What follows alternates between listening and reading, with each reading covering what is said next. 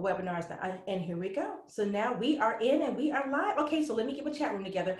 Hello, everyone. Hi, this is Sherry Sims, founder of Black Career Women's Network, and thank you for tuning in to our Coaches Roundtable. This is the very first Coaches Roundtable we have done within BCWN, so I'm very excited about that. And for those of you who are probably asking the question, why did she choose to do a Coaches Roundtable?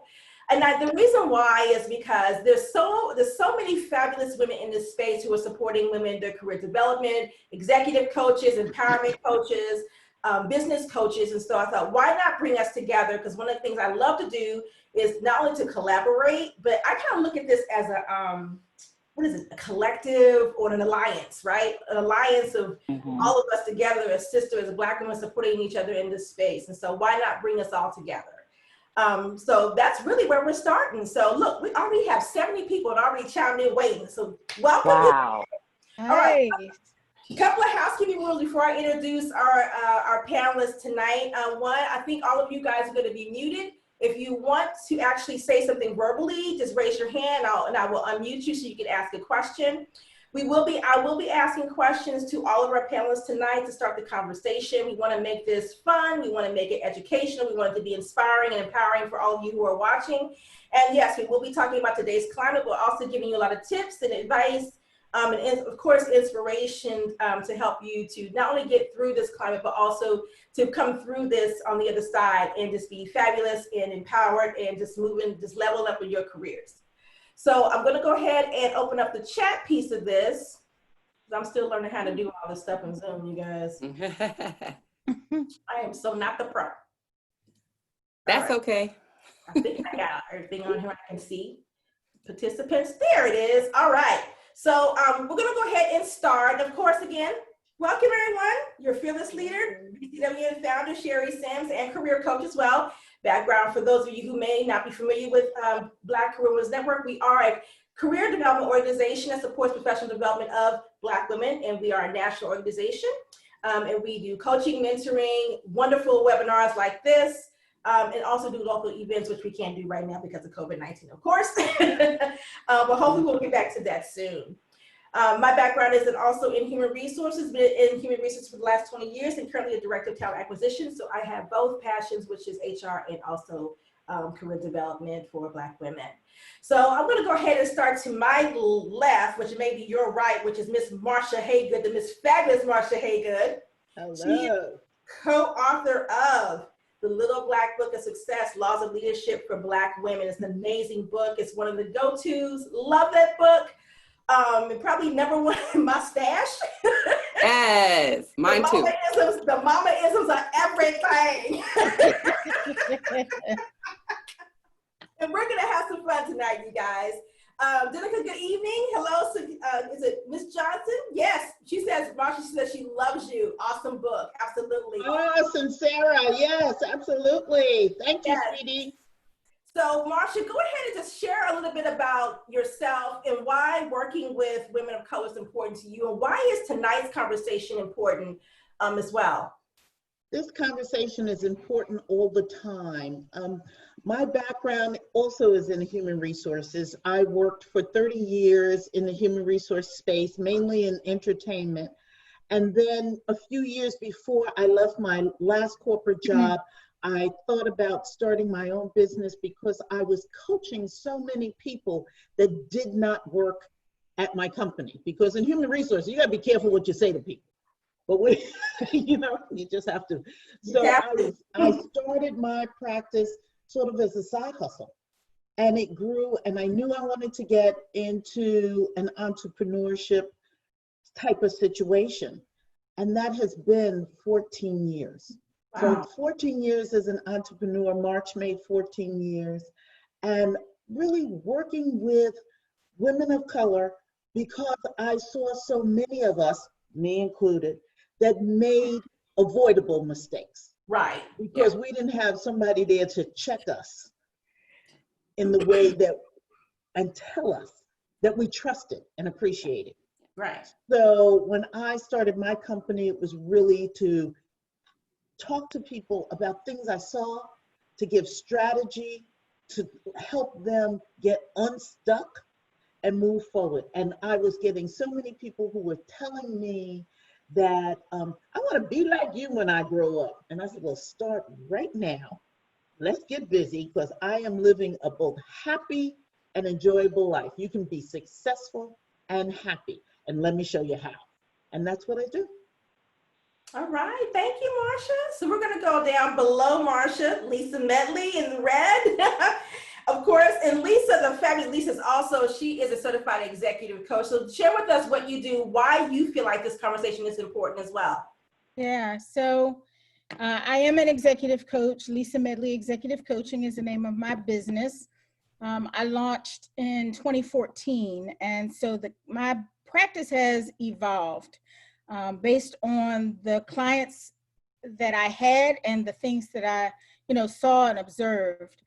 My coaching started as really out of a frustration of from working in the organization in which I worked in. There was a lot of chaos, there was a lot of confusion, and middle managers, and I was one of them at the time, middle managers just had, you have it coming from the top, you have it coming from the bottom. Yeah. Most of us in that space were Black, either men or women. Very few of us were at the top, and very little support.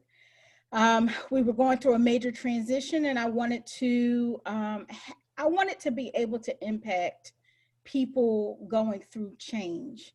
And so I, pursued, my education and learned more about executive coaching. And it has now evolved, in terms of Black women, I see myself in every one of my clients. And I understand the roller coaster of, confidence and the ebbs and flows and self-awareness. And as Marsha mentioned, the avoidable mistakes. Sometimes you're just not self-aware. Yeah. Our fear of being authentic, in the presence of other people, in the presence of leadership, people who we think may know more than us, or be in a higher position or a position of authority. So I wanted to impact women that look like me, who are challenged like me. And so here I am today. And Lisa is the owner and founder of Lisa Medley Executive Coaching, for all you want to look her up. That is the name of her business. Yeah. All right. Glad to be here. And below her is Miss Erica Spradley, Miss Confident Career Woman herself. Hey, Sherry. Hey, everyone.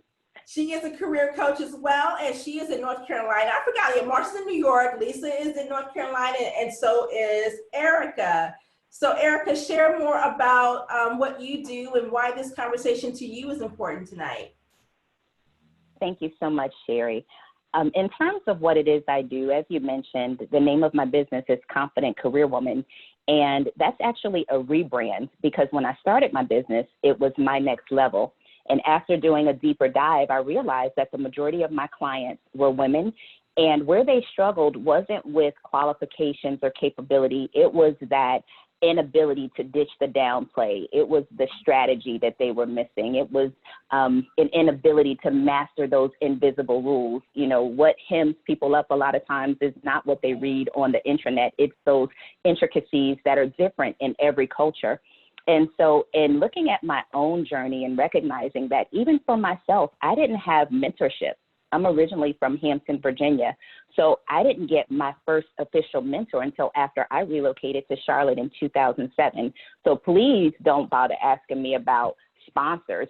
I hadn't even heard of that at that point in my career. So just depending on your level of exposure and who's in your environment, there's so many things that women are missing. But again, it's not about qualifications or competency. It's about a level of support that I could provide based on my expertise, my mistakes. And even in the conversations that I'm having with my clients now, those who are Black women, their concerns are not just about career, it's about how they can care for themselves during this crisis. So being able to add a level of support from a personal and professional space has been absolutely amazing, and I'm delighted to be a part of this conversation. If I'm looking down, you guys, it's because I'm checking, I'm just checking comments and things like that so I can stay on top of it. So if you see me looking down, listening, I'm Okay. just checking it from my other tools I have here. All right, next up is Jasmine Forrest, and she is the owner of Jobbing with Jazz. I'll probably get tongue-tied saying it, but she's also a career coach and an HR professional as well. So share with us, a little more about you, about Jobbing with Jazz, and why you feel this conversation is important tonight. Absolutely. So yes, I am a certified career coach, and I'm director of talent management in HR. And specifically, this conversation is important for a lot of reasons. But for me specifically, in building my business, this moment for me is full circle because Marsha's book was so inspirational for me. And it's absolutely. And as a young professional, I was looking for those that looked like me and I could aspire to be, because like Erica said, there weren't mentors, and there's nuances in our culture and community that people don't readily speak to. And so the reason why I call my business Jobbing with Jazz is because it was important that we and I took hold of this narrative and told my story, and that you saw women like me empowered, struggling sometimes and having the challenges, but also speaking to how I got over them. And so it was less of rhetoric and less of this theory, but it was more in practice and seeing that I'm doing it, and why don't you come with me? And so being part of HR, you have the practical advice, you have the tools, you're seeing the legalese every day. And so I'm still in my 9 to 5, and I don't plan to leave anytime soon, because the trends that are happening even right now with this pandemic change day to day, with policy, with the administration that we have or lack thereof in leadership. But it was okay. Lack thereof. Right. But it was lack thereof. You said lack thereof, Marsha. Yes, I did.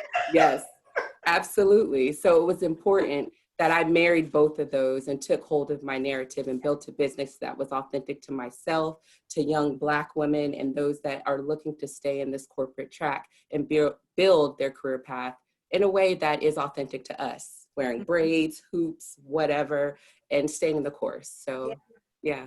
Exactly. All right, and last but never least is Miss Deborah Gray Young. Oh, one last thing. Jasmine has a book called "It's Sister." A Sister Siesta. Yes. Yeah.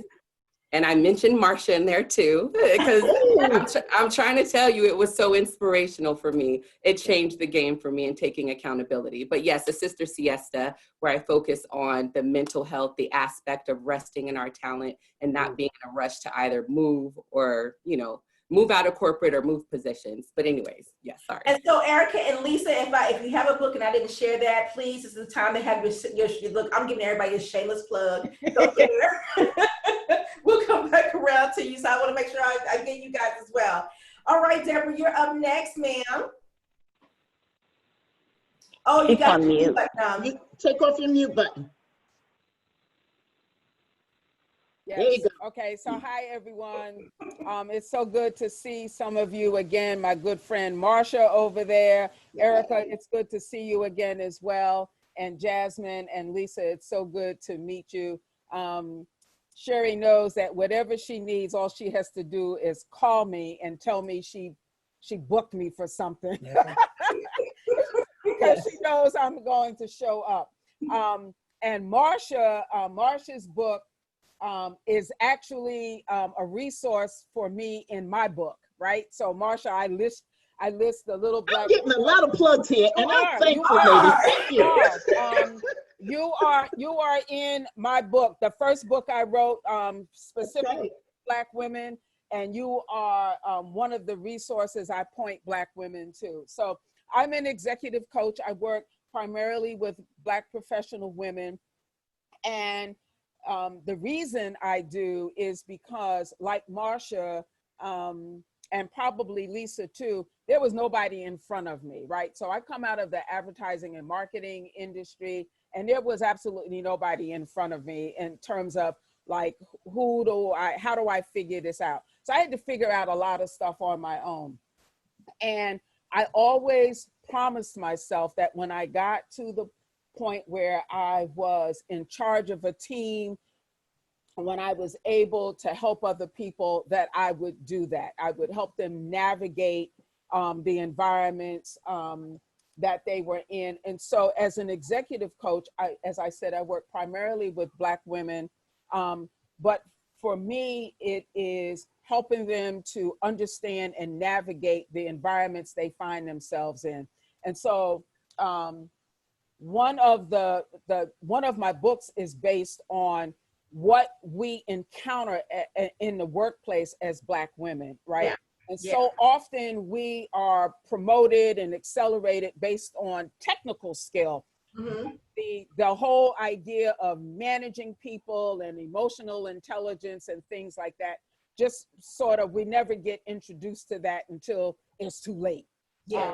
And so that's what I focus on. And I feel very strongly about that because as Sherry and Marcia know, I have a couple of tenets that I live by, but my main one is be not complicit. Mm-hmm. Great. Be not complicit. So anything that you have control over, let's be excellent about it and take that off the table. And that comes out of, my career where, as I said, I was in advertising and marketing where there were very few people that looked like me. And so I made sure that I was going to be the smartest person that I could be smart about the business. And so any challenges or problems or obstacles people had, I was going to make sure that it wasn't about performance, right? I was going to force them to say, it's because you're the little Black girl from the Bronx. Right. And so, and that has just sort of been my guiding principle through all of my career, right? Be not complicit. So, because life is going to throw you enough roadblocks and enough challenges and enough obstacles. So let's not add to them ourselves, right? Let's take off the table anything that we have control over, that we can take off the table. And so I saw somebody ask where people were. I'm in the south suburbs of Chicago, and I have been a certified coach since, 2012, 2011, 2012. So Mm-hmm. yes, so, and there's a whole lot more I could say about that, but I'll leave it at that. Yeah, so this is good. Guys, thank you for sharing. Yeah, so Deborah's in Chicago, Jasmine's in Atlanta, Erica's in North Carolina, so is Lisa, and then Marsha's in Florida, but by the way of New York, still kind of both. And I'm from New York. I'm a New York City girl. So yeah. So, I'm a New York City girl, but I'm loving this 85 to 90 degree weather where I can go outside now and enjoy it. minus the crocodiles, right? Because you got Alligator. Me and my alligator. alligators. We can't take it. All right. Hi, Rhonda. Like Rhonda has chimed in. Rhonda McLean, co-author. Yeah, she has chimed in. So thank you for tuning in, Rhonda. We appreciate that. So, ladies, okay, COVID-19 is here. It's been here for a while. Share with us some of the things that you have experienced with maybe some of your clients or things that you have seen just through the media or maybe experience with some of your clients in terms of how COVID has impacted, either their business or, their professional, their career at this stage. What are some of the things that you have been noticing or seeing or finding with your client base, or maybe just even in your networks and your circles? Well, I will tell you that I have been working from my home office since 2006. So for me, working from home wasn't a big issue, but it definitely was for a lot of other people. Sometimes working with a partner in the same house or someone else in the same house, having children at home, having children that are not in school, but you now have to learn how to do their math. All of those things came in place. I think for me, the hardest thing for me was that I had to cook, because I'm telling you, It's not my strong suit, girls. It's not my strong suit, but I'm getting better. Okay, but but I am going to say that it also meant that the things that people complained most about, what people usually said before COVID, was that I don't have enough time and I don't have enough money. Yeah. And guess what? They got time, but just hadn't prepared for what to do with that time. Mm-hmm. Time now means that we should be taking some steps to do some of the things, thinking about and then putting in place some of the things that we want to do. You know, I'm telling people all the time, my clients hear this from me so often, they're just tired of hearing it. Take those dreams out of storage and work on them. Dare to dream. I like You know, that. do something with it. Next year, this time, next May 2021, we should be able to say something that we've accomplished during these times of uncertainty. And we have the choice to do that. You know, we can't sit back and wait for other people to tell us, well, I'm just going to wait and see what happens, and then I'm going to do something. What is it that you always wanted to do? And it doesn't have to be big. You know, anybody who knows me knows that I talk about things in 15-minute intervals. Give yourself, you know, you've heard it before. You've heard me say this. We have 1,440 minutes in a day. Take 15 minutes and think about something for you. Put yourself back on your to-do list. Make yourself a priority. You can say no. We have a choice, and we should be taking that choice now for so many reasons. It's a time to reset. So I think that that's what we should be doing. Well, we're getting some questions, so I want to make sure we answer. And those of you who are viewing right now, I want you to know we are not on the time limit tonight. These women have decided they wanted to go ahead and we're not Netflix and chill. We're going to Zoom and chill and answer your questions. For those of you who want to use your audio, raise your hand. We'll definitely open up the mics, and you can answer it. Ask your question live. If you want to do that, for those of you who want to type your questions, please use the Q&A box. We do have some questions in here now, so I'm going to go ahead and start reading some of these out, and feel free to answer for any of you. So we have Yvonne Munyon, who just gave us a question. She said, this is great information. She decided prior to the pandemic to pivot into career coaching. Her passion has always been to represent and assist us through transition. She said she's spoken with a few people regarding certification and would love to learn from us, our sisters in the organization. She would love to learn from her sisters which organization would be best, and she resides in New Jersey. So maybe she wants to know sounds like she wants to know what's a good place to get a certification or who to get it from. I think we know who will give her the answer for that, Deborah. Well, there are a couple, but let me give you this as sort of a guide, right?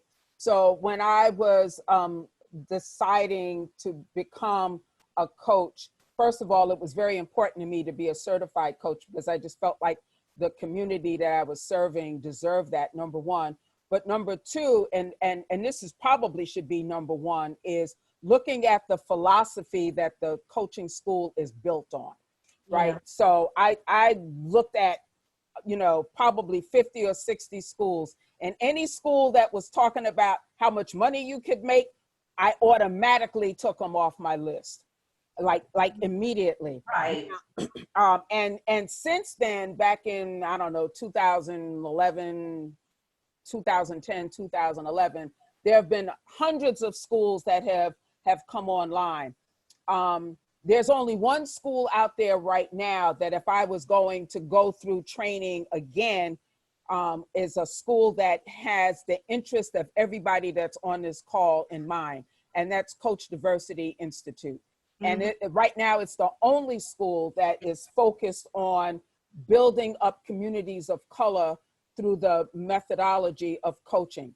Yeah. But I am certified through the Institute for Professional Excellence in Coaching, which is one of the first formal coaching schools. And there are hundreds out there. So, you can go on the ICF website. Any school that's certified by ICF is listed on that site. Check them out and see what resonates with you in terms of the philosophy that the school is built on. Nice. So we have a question by Andrea Powers, and she's asking, visibility is one of the areas that is often used in promotion considerations and assignments that you get promoted. How can I remain visible to leadership while working from home? Good question. That's a great question. Yeah. You know, so visibility, visibility happens in a lot of ways, but one of the ways I found useful and impactful is to be visible with your voice. So it doesn't always have to be with the eyes, but to make sure you are present when you're on calls, you're in meetings, you're tuned in, you're listening, you're responding. I think it's important to raise your hand for those stretch assignments. I think it's important to, you know, I don't want to say never say no because that would be crazy, but you want to be intentional about the assignments you choose to work on. You want to think about your workload, but you really do want to get into spaces. One of the things I did, for example, on a volunteer level was our team member network, is what they call resource networks. You know, these networks that are around, that rally around generally race, women, you know, they've got one for Latinos and African Americans and so forth. Well, it's a volunteer role, but there's leadership and there's a lot of visibility in those roles because you're partnering with external organizations. You're doing things that put you on the radar of people not just in your space. The key is to get out of your space, find ways to out of your space and get to know leaders in other places. And that often happens in these higher visibility volunteer roles, whether it's the United Negro College Fund is doing something and coming to your organization, or United Way is hosting a campaign or some kind of blood drive. I mean, just find ways to partner with local arts centers that your organization might be sponsoring an event for, just things along those lines, but that put you in a space outside of where you're normally, your normal work environment.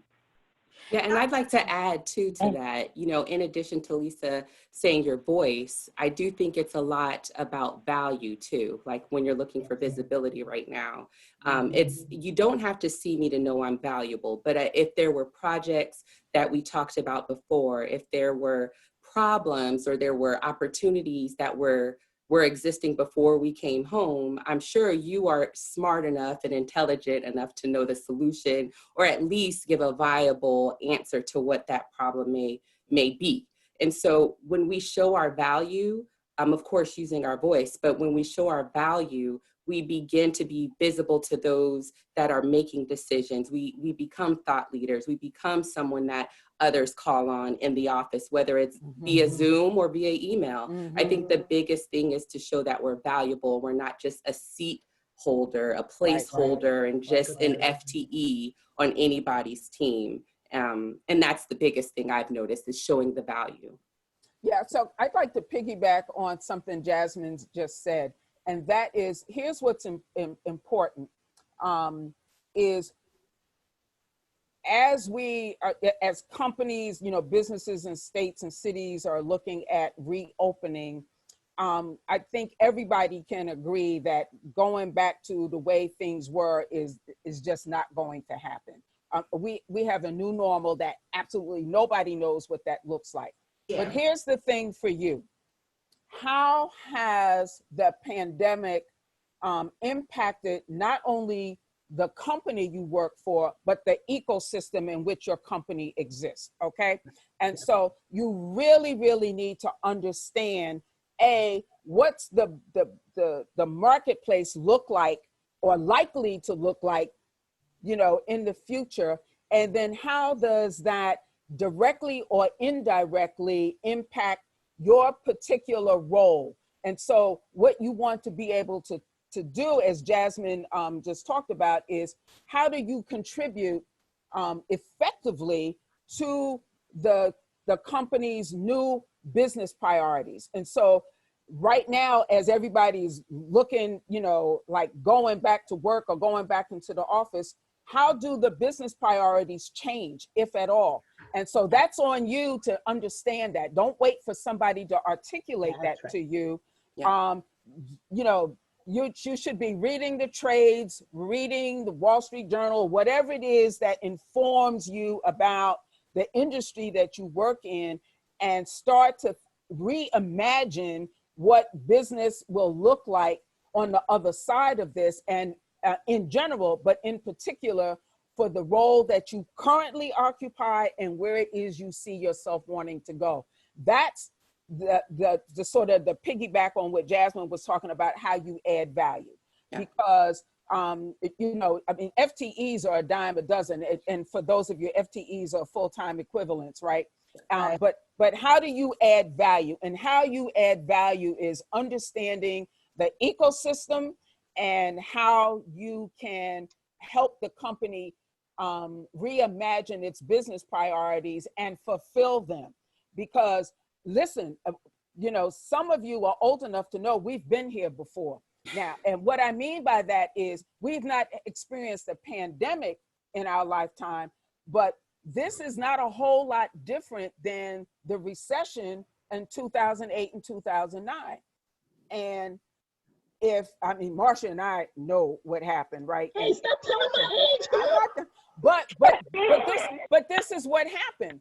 Companies took advantage of that, and they brought people back at half of what they were valued. Mm-hmm. So people who were making, I don't know, I'm gonna make up a number, 100,000, and had tons and tons of experience to justify that, then all of a sudden they found themselves making $50,000 or even less, because corporations felt like, we got you over a barrel. Yeah. So we can do whatever we want. And so don't be surprised if that happens again, number one. Number two, when they really start paring back expenses, and payroll is always going to be the biggest expense, how much value, as Jasmine pointed out, do you bring? And understanding the ecosystem and how you fit into that directly or indirectly is going to make all the difference in the world. All the difference in the world. And I think it's also time to take an inventory of your skill sets. You know, absolutely, absolutely. You know, how adaptable are you, right? You know, all these things. You have to kind of do an inventory of where your skill sets are. One of the things I always talk about is, you know, outside of cultural fit, being adaptable is crucial, right, to today's climate when it comes to your career. And two, thinking about visibility from a broader standpoint. Right. Don't look at visibility as just trying to gain visibility within your job. Look at trying to gain visibility in the industry, right? Right. That's exactly right. Right. Right. There's so many people who are can I also add too? Go ahead, Erica. Oh, I'm sorry. We're talking. No, go. Okay, You go. thank you. When we talk about visibility, we cannot afford to not mention relationships. Right. Yes. And a lot of times, whether we are talking about, you know, whether it's in person or this stay-at-home order that we have. And one of the things that I encourage people to do through my relationship goals course, which is not about dating, that's not my expertise, I'm a career coach. It's about accelerating your career through social capital, is think of Hive, Hive. So when you talk about visibility from an industry perspective and you think about building relationships and sustaining them, think horizontally, internally, vertically, and externally. Exactly. So your network and your relationships should also help with that visibility. So it's the raising your hand, it's raising your voice, it's articulating value, it's those skill sets, and it's also your relationships. That's good, Erica. Absolutely. No, absolutely. And anybody who didn't get that should write it down, Erica. Say it slow so that they can write it down. Do you have your pencil and paper? Do you have your phone? That's horizontally? Come on, tell me because again. Good. Hive. It's Think about staying hive, like a marketable, right? beehive. It's Yes. about staying marketable and having those relationships. Yeah, and but thinking about- wait, Sherry. Let Erica repeat this so that these ladies will have this written down. Okay. This is important stuff. Thank you, Marcia. Repeat it. Marcia, because Marcia knows people don't come to webinars with notebooks, right? And I'm sitting over here with a spiral one. That's right. Yeah. Take notes. Me too. Me too. Yep. Me too. Think of it like a beehive, right? Hive, Hive. So when you're establishing and sustaining relationships and thinking about visibility and just advancing your career, you should be building relationships horizontally. So if you are currently employed, you know, and you look to the left of you, to the right of you, who are those business partners? Who are you working across lines of businesses, with? Internally, inside of the organization. And then V is vertically. A lot of times we confuse positions with influence. Right. And so we overlook people because they are not senior. And that's not necessarily a good practice. Because a person is on the lower level of the organization, you have no idea who they're connected to and sometimes what their level of influence is. So think vertically as well. And then external to the organization. And even though we are remote, now is a phenomenal time to leverage LinkedIn, to reach out to people, to have people introduce you, to ask for an informational interview. There are some doors that will only open from the inside. And I have heard people say a million times, well, I don't have enough time to do informational interviews, to network. And so I say, well, how much time does it take? And that's usually when the room goes silent. Yeah. It's just that we haven't prioritized it. That's right. 85% of jobs are filled through networking. And as I mentioned, some doors only open from the inside. So make it a priority to sustain relationships and to lift as you climb. It's not just necessarily about what you can get, but also what you can give. Ooh, My name Erica, is that was Jessica good. Bradley, and I approve this message. That was Thank excellent, you. Yes, Erica. that was great. Thank you. I also think Wonderful. one of the things that we do have time to do is listen. You know, oftentimes just listening will help build your visibility. And let me explain that. There are things that people are interested in, and you can't always be thinking of what's in it for me Yes. Yeah. alone. Yes. You should think of what's in it for me, but not just you. Yeah. What's in it for them that I can do that won't cost me a lot, that won't take up too much of my time? I tell people right now, if you're working for a company that you really want to be at, I mean, there's a whole lot of people who said, oh my goodness, thank goodness I'm home because I hated those people anyway. But we won't go there right now. Those industries, what are people saying? Sometimes I've gotten the best information from commercials. What companies have your same values? What companies are doing things now for our community, or at least saying they are, or trying to? Look at those things. I love the fact that LinkedIn has connected people in other ways. And even if you're not asking for anything, this is the perfect opportunity to connect with people and say, I was just checking on you. I just wanted to see how you were doing. That's the first connection. Those people that you were too embarrassed to call because you hadn't spoken to them in 4 or 5 years, now you can call them and say, you know, you were on my mind. I was just thinking about you. Just wanted to see how you were doing. Your connections are going to either move you forward or hold you back. So listening, learning, checking on what they're doing, reading their profile and seeing what they're interested in, seeing if you're in a company, who's the company's competitors?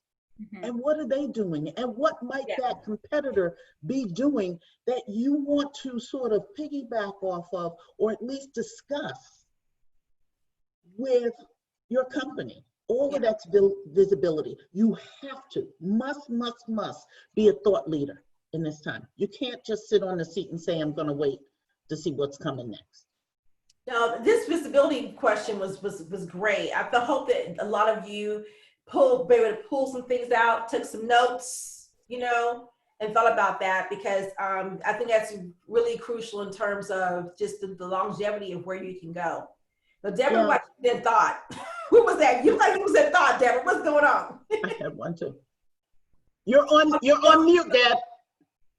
I wanted to piggyback on both Erica and Marcia, and I wanted to give the audience a homework assignment. So, Sherry, they know they're going to get lots of homework assignments talking to us. We're coaches. Right. I'm big on homework. But based on what Erica and Marcia said, one of the things I like to give people to do as an exercise is developing a stakeholder map. Mm-hmm. Yeah. Okay. And so in your organization, look at, so where you are on the org chart now and where it is that you want to be, and then who you need to know and who needs to know you in between where you are and where you want to go. Number one. Number two, and Marcia just alluded to this, you need to develop a dossier on the people who are key influencers, who have some sway over your career trajectory. And as Marcia said, it could be a peer, right? But you don't know who and how they are connected. And so that's very, very important. And one of the things I've worked with women on is being politically savvy, and having a stakeholder map is just really, really important in helping you to understand not only who the key players are, and not so much the people, but the positions, right? Because people rotate in and out of positions all the time, but the role is on the org chart. So what's the function of the role? And so doing a stakeholder map, and Sherry, what I will commit to you and BCWN right now is I will send you a worksheet, a stakeholder map worksheet. I will send that to you and anybody who wants that, along with the instructions. And okay, because we still have our political savvy video you and I did. Oh yeah. So, but I will send that to you, and then anybody who wants to use that, they can use that. And that's very, very helpful, and it will accomplish exactly what Erica and Marcia talked about. Hey, good. We do have a question from Carmen Spence. She says, hello from Louisville, Kentucky. She says, I work in an org that touts diversity and equity and inclusion, but our executive leadership is overwhelmingly white and male. Women, especially women of color, seem to get stuck in their roles and typically choose to leave in order to advance their careers. Please share your experiences and or advice for succeeding in this type of environment, which is very common. So yes, very common. Yes, but don't assume, I'm just going to go there. Don't assume that every white person is not going to let you in. Sometimes you have to learn, and we have to learn to be more strategic than emotional. More strategic than emotional. Yeah. You have to demonstrate, and if we're going to be working hard anyway, if we're going to work, we're going to be working hard anyway. Why not work hard on something that you want? And I'm going to go there and say that oftentimes when I start coaching people, I say, what is it that you really, really, really want? What are you really good at? What are your strengths? And what do you want? Where do you see yourself 3, 5, 10 years from now? And oftentimes they say, I haven't given myself time to think about it. I'm going to do it when my kids get older. I'm going to do it when my kid goes to college. I'm going to do it after I get married. And I say, hope is not a strategy, and someday is not a time frame. Okay. Put some specifics to that. You have to do that. So give yourself time to think about what it is you really want. You can't do that stakeholder map if you don't know what you want, because you don't know where you're going. You're coming up with a title that might not even be there when you get back. What is it you want? This makes a good point, though, Marcia, because one of the things that I am passionate about is helping women understand their professional identity, right? knowing who they are professionally, because you can't make these kind of decisions if you don't know what you want, you don't know who you are. If you don't know who you are, you don't know what your values are, what's important to you. How are you going to make those decisions if you're not thinking about those first steps of finding out the core pieces of you and what's important in terms of your professional growth, and what do you value when you go to work? I mean, it just can't be about the paycheck. It has to be more than just that. Yeah. Money's only the motivator on payday. Yeah. But that's like, that's just a thrill for 24 hours, because then that's gone.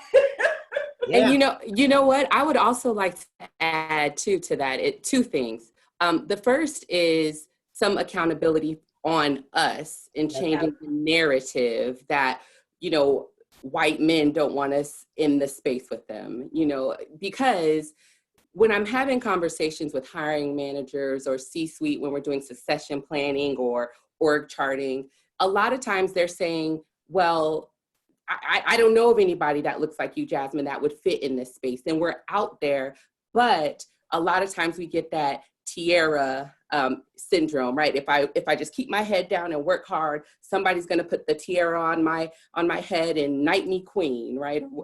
But it doesn't happen that way. For a long time. Exactly. Relationships, like Erica was talking about, is really the number one way a lot of times recruitment happens. I'll have 400 resumes for a chief strategy officer, but the one person that actually connected with the inside of our organization is the one that comes to the top, right? And so a lot of times our networks look like us, but we have to really penetrate those networks and get to know horizontally, internally, vertically, externally, and build these relationships, right?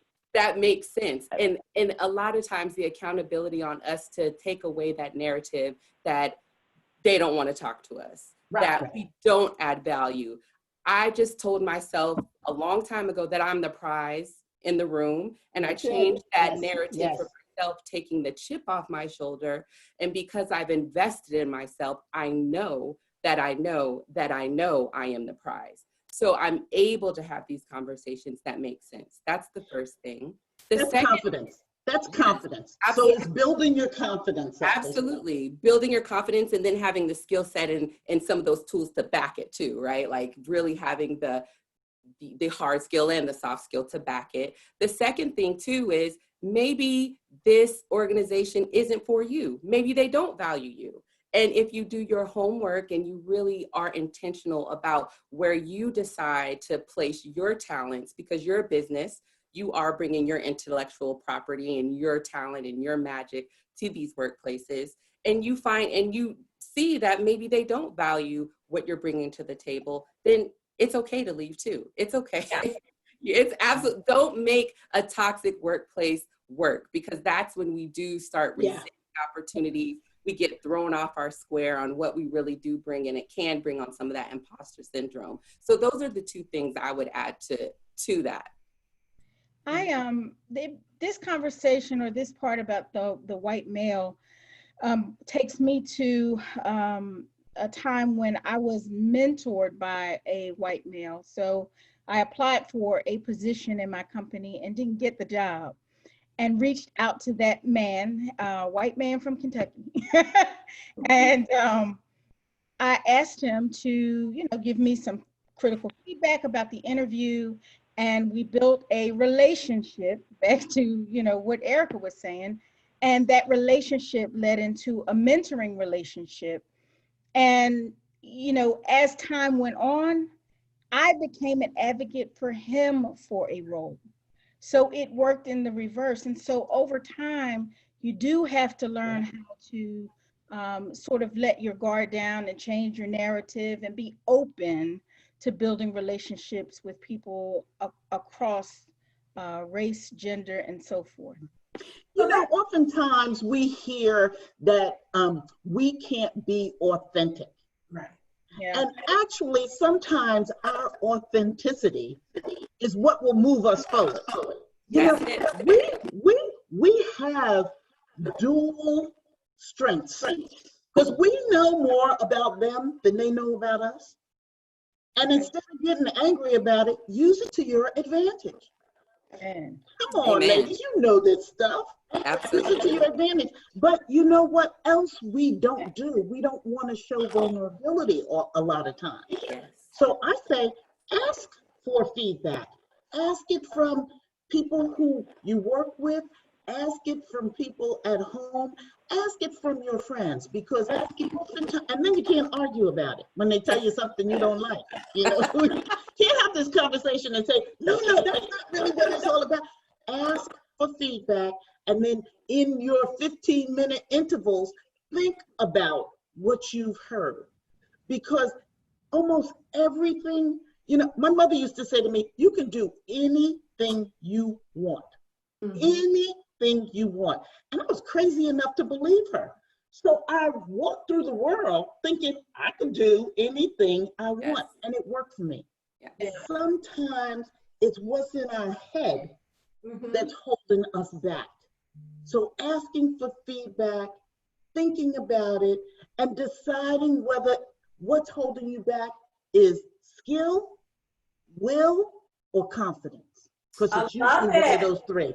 Okay, that's one of those three. That's tweetable, Marcia. Okay. I can't tweet and read comments and think about things all at the same time. I'm getting ready to have a glass of wine. It's you know, this is happy hour, girlfriend. That was tweetable. Can I add something too? So write it down so you can remind me later. I need to write that. Okay, look, let me get my pencil right now. What was that again now? For all viewers, somebody type it in the box. What was that again now? Skill, will, or confidence. Say it again. And Marcia brings, oh, I'm sorry, go ahead. She said, say it again. Skill, will, or confidence. I'll type it in the box. And to Marcia's point, I tell my clients, stop sitting on your ask, A-S-K, whether that is feedback, whether that is the relationship, or whether that is the promotion. I can't tell you the number of women, Black women specifically, who get upset because someone was promoted over them. And when I say, who did you speak to, and tell them, who did you communicate the fact that you want to get promoted to? And it's no one. I've heard stories from racism to they just don't like me. You have to be your own best advocate. And if you're not willing to speak up, if you're not willing to have the conversation with your leader, to first understand, what does it even take to get promoted? There is a disconnect between a performance evaluation, that job posting, and what your manager expects of you. If you don't know what the criteria is for promotion, then how are you striving towards promotion? You have to be okay with speaking up, with asking for what it is you need to succeed in the workplace, and controlling what you can control. If you have exhausted all possibilities, then to the earlier point, maybe this isn't the environment for you. But just make sure that you are not your first no, that you're not talking yourself out of your yes. Yes. That's right. And you have to honor that, right? Honoring yourself. In order for you, you have to recognize it, right? And say, you know what? Okay, I think I've gone as far as I can go. But again, it is about the ask, because you won't know until you ask. You know, a lot of us do assume that we hold our head down, and it's going to be recognized, and will be. That is just not the way it works. You know, I always say you better go in with a plan, and you better check off all the boxes, and then get the hell on. Okay. And I think that people that oftentimes we think, you know, there's a couple of issues here. There's a couple of issues here I think about. You know, you say ask, and I say ask for what you want to get what you need. Absolutely. Absolutely. And that's not just at work, that's all the time. That's all the time. I think everything is negotiable. So you know, whatever. your Con Ed bill, anything, everything is negotiable. So start there. That's one. But the other thing is that you have to be prepared for what you're asking for. Yes. And if you are not prepared, you can't say, I mean, think about right now. How many people have said, boy, I wish I could just take some time off and I could spend some time with my family. And now they're complaining about the kids running around and they're home for 11 weeks. You know, be prepared for what it is that you're asking for. Prepare for what you pray for. You know, That is so true. Be ready for it, you know. Yeah, And another thing too, and I talk about this a lot when you're, you know, you always hear about people want to go into leadership and they want to be a manager. I'm like, okay, are you doing the work where you are now, right? Are you doing the work where you are now? Okay, you want to be this leader, this manager, and you're gonna get there and you don't know what the hell you're doing, right? Yeah. So you have or to, you know, but don't want to do it because it's not in your job description. There are no job descriptions. Are you leading yourself? Are you leading yourself? Because you got to lead yourself first. exactly. Right. You Yeah. have to do, it's like Ilyana says, you have to do the work before you get there. Right. So if you want to become a leader, if you want to become a frontline manager, or you know, you want to kind of go beyond this individual contributor role, then you need to do the work before you get there, right? It's just like Marsha says, you know, prepare. You know, what are you doing to prepare yourself for that next stage? So one of the things I like to ask people is, there are two questions. One is, do you know how others view you really? Right. That's really important. That's really important to understand how people view you. And the other question I like to ask people is, what are you the go-to person for? Yes. What are you the go-to person for? That's a great way to give visibility, right? So that's another. But relationships. it's a selfie test that I give people, and they get 15 seconds to answer it, because based on what you write on that paper or on your phone or however you choose to answer it, is very revealing. Right? Because if people are only coming to you to find out where the food truck is, you gotta. They got people gotta eat now. You know they hungry. Yeah, but in your organization, if that's what you're the go-to person for, and that's not what you want to be the go-to person for, you have some challenges. And so, my co-author is on this line, and her favorite chapter in our book, The Little Black Book of Success, her favorite chapter is, don't be the office mammy. Yes. Right. You don't have to bring in the nuts and the donuts and the cookies, and if that's all they're asking you for, you are the office mammy. Yes. Yeah. So, and we need to understand the stereotypes, Marsha. We need to understand the stereotypes. Absolutely, because you make the best macaroni and cheese. You make the best sweet potato the best fried chicken. Fried chicken. I have a homework assignment to give as well. My homework assignment is for you to write down 3 to 5 adjectives that you would use to describe yourself. And then to ask people in different parts of your circle, don't tell them what your 5 are, ask them what 3 to 5 adjectives they would use to describe you. And see if they match up. See how they match up, because understand how you're perceived. That's your brand. Oh yeah. That's your personal brand. What they say about you when you're not in the room. That's right. And you either have to love it and strengthen it or change it. And you have a choice. Yeah. And so your brand is the only currency you have, by the way. Your brand is the only currency you have. So I don't care how much money you got in your bank account. I don't care whether you got Donald's, check or not. Doesn't matter. Your brand is the only currency you have. That's it. That's the only thing you can leverage anywhere. So we have, look, our questions are piling up here. So I want to make sure. Wait, I just saw something pass and said, also, don't be the only one that takes notes in meetings. That's right. I know. That's right. Don't be the only one. Let's see. I have, Corliss Collier says, understanding value. How do you ensure the value you are bringing to an organization is understood? Or that you at least have a seat at the table, having a seat, sit in meetings and seeing how decisions are being made. How do we get more people to look like us, to have more interest in mind, to think about us more at the table? How do we get them to think more about us? I think, Jasmine, you talked about that a little bit at one of the, you talked about it a little bit earlier about them saying, well, how do we get someone like you to get more involved? Mm-hmm. So at the end, she said, especially in a situation where the organization is making a sweep in people decision making. So I'm not really clear, Corliss, what you mean. So if you want to jump on the audio and kind of clarify that. Can I just start talking until she jumps on? You stop me at any time. Yeah, go ahead. Understand that you need to be able to take up space. And sometimes when you're the only one at the table and they're saying, you know what, I don't know anybody, you do it so well, nobody does it like you. I say, I'm the only Black person you know. Let me introduce you to some other people, because everybody I know is like me. And then you bring them in. Sometimes you have to be that bold. You have to be ready to say, I'm going to bring in some other people. You think I'm the only one? No, you've just been limited. That's right. That's true. That's true. So Makita Matthews, hi Makita. Makita's part of BCWA. She's our Columbus network director in the Columbus, Ohio location. She's, what are some suggestions building your network during COVID-19 environment outside of generally, connecting with people on LinkedIn?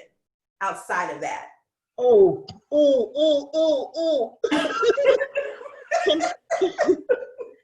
First of all, can you tell I like to talk? Okay, just in case you were wondering. But I have made it a point to start off, and now I have a whole spreadsheet. I've now contacted, since the virus, about almost 400 people. Wow. Okay? Now, how I did that was mainly phone calls, but sometimes it's a text, sometimes it's an email. But start off with a list of those people who have helped you along the way. Who are those people who have helped you get to where you are right now? That list is probably pretty long. Yeah, but that's a really good portion of them you haven't talked to in a long time. Yeah, that's really good. That's really good. There. And then you'll start seeing things. You need to contact with a lot of people, and you're not asking. Do it while you're not asking for anything. Yeah, right? yeah. You just want to see how people are doing. You just want to chat. Here again is the listening skills. Right. Here again is what Erica says about, widening that network. Ask them how they're doing. Also, I would say too, like industry specific association and communities, now more than ever, I've seen a lot of virtual conferences or virtual happy hour and all webinars, all of that, and they're industry specific. And so hopefully you've already kind of plugged in to your communities that are industry specific, and they're very intentional on your expertise, and what Deborah was talking about earlier with really leaning into what, people are doing in your sphere of, expertise and talent, because a lot of times those intentional relationships, they know the trends that are going on in your market, but they also are going to have empathy and understand some of those nuances of your profession as well. So, outside of LinkedIn and all those things, I mean, really look at your spam email. I'm sure someone has emailed you an opportunity to jump on a webinar or to do a happy hour or whatever. And right now, Zoom fatigue is real. I'm zoomed out. Okay.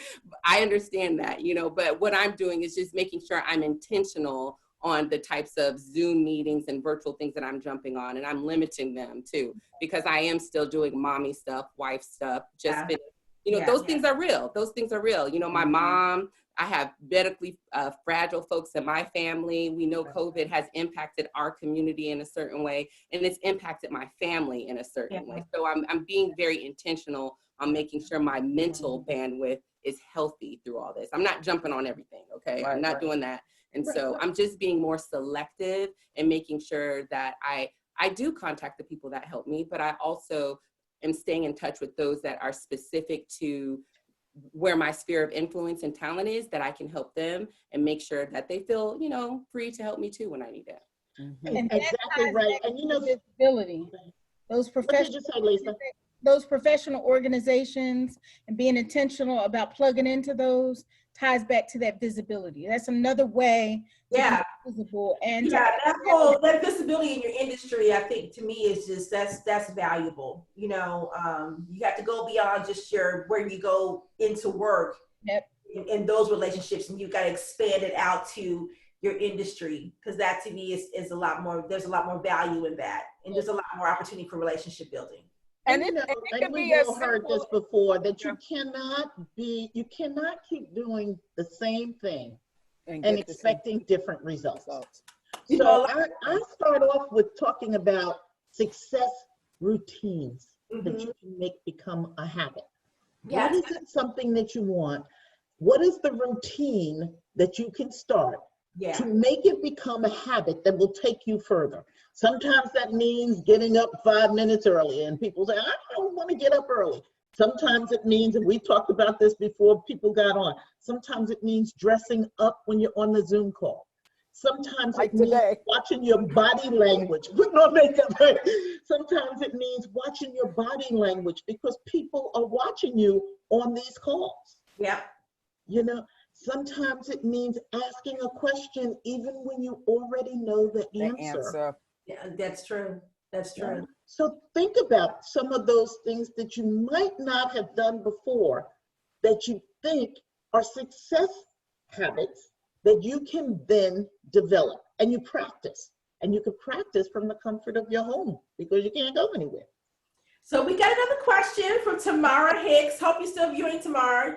She says, what do you suggest as a strategy for someone that has come to the conclusion that they must move on from their present organization? What type of, I guess she wants to know what her exit strategy needs to look like. Mm-hmm. Oh, Jasmine, that's a question for you.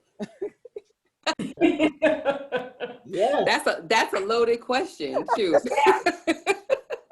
I mean, you know, like I have this saying, you guys. I always say you need to put an expiration date on your job, right? That's exactly right. Yeah. They will put one on it for you, okay? That's right. Yeah. Everything has an expiration date. Everything has an expiration date. So you put the expiration date on there, you know. Yeah. So in that case, it's like, what do you feel like it's time to start creating this exit strategy? In this case, it sounds like she needs it now. So Jasmine, you're up to answer that. Yeah.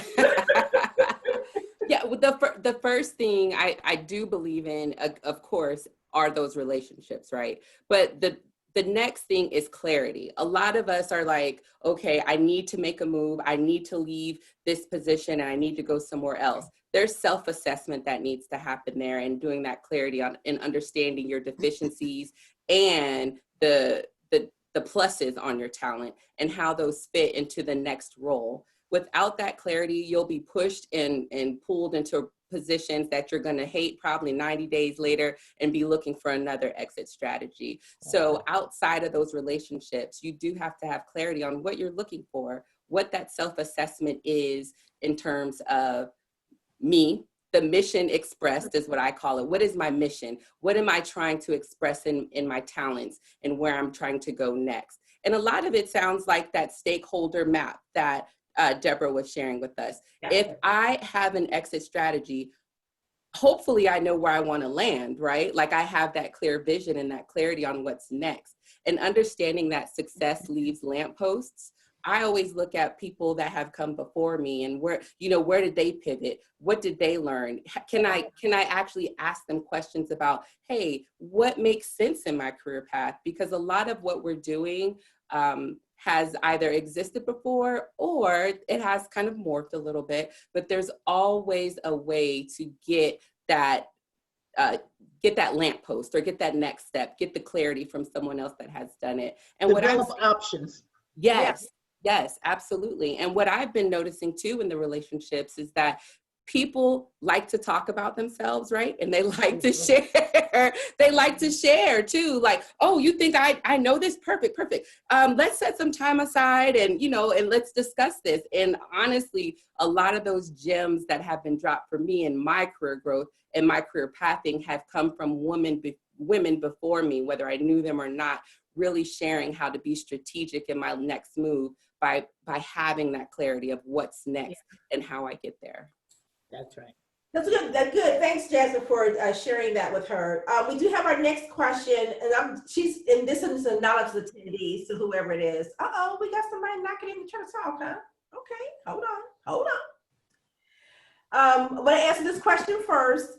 So this attendee really wants to know specifically how to navigate the workplace without compromising their values. They're more of an introvert, they're a private person. So they set boundaries in the workplace. They really, they stay away from gossipers, they stay away from intruders, things like that. What can they do to navigate the workplace without compromising their values? Who wants to answer that? It depends on what their values are. And I'm going to go back to something that one of my co-authors always talks about. Know that there's a game and accept that you must play. So you have to decide what your values are. However, you have to know when you need to pivot. And a good example of that is after working with somebody all day who you probably didn't like anyway, do I want to go out and have beer and chips? This is Rhonda's thing. Rhonda says, they want me to go out and have beer and chips. I don't like beer and I don't need chips, but I'm going to that meeting because that's where the decisions are going to be. They're going to be saying something that I need to hear before the meeting. That's the meeting before the meeting. Now, some people would say, my values are that I need to go home right now because I don't want to be around these people. Sometimes you need to pivot. Other times, there are times when you say, you know what, they're doing something that I don't particularly care for. If that's a company culture, then it's probably the wrong culture for you. It's probably the wrong company. It's not the wrong person. It's the wrong company. So you have to make some real decisions. But if the decisions are just because I don't like the people, you might want to rethink that, because sometimes those people, especially those people who are not even at your level yet, a lot of times, I'm going to be real nice to the executive assistant of the CEO because I want him or her to tell me something. I'm telling you, I got some of the best advice from the cleaning ladies at my corporate job, because everybody thought that she didn't speak English. She heard every damn thing they were saying, and she brought it, and she told me because she liked me because I asked about her kid. Right. So you want to develop strategy over emotion. Yeah. Think about what your values are and what they really mean to you. Don't just make them up. And strategy over emotion is really important, because here's what each of us needs to keep in mind. And that is, most of what people know about you, they have learned on the 10 o'clock news. That's right. Yes. Which means what? It's not accurate. Yeah. It's not accurate.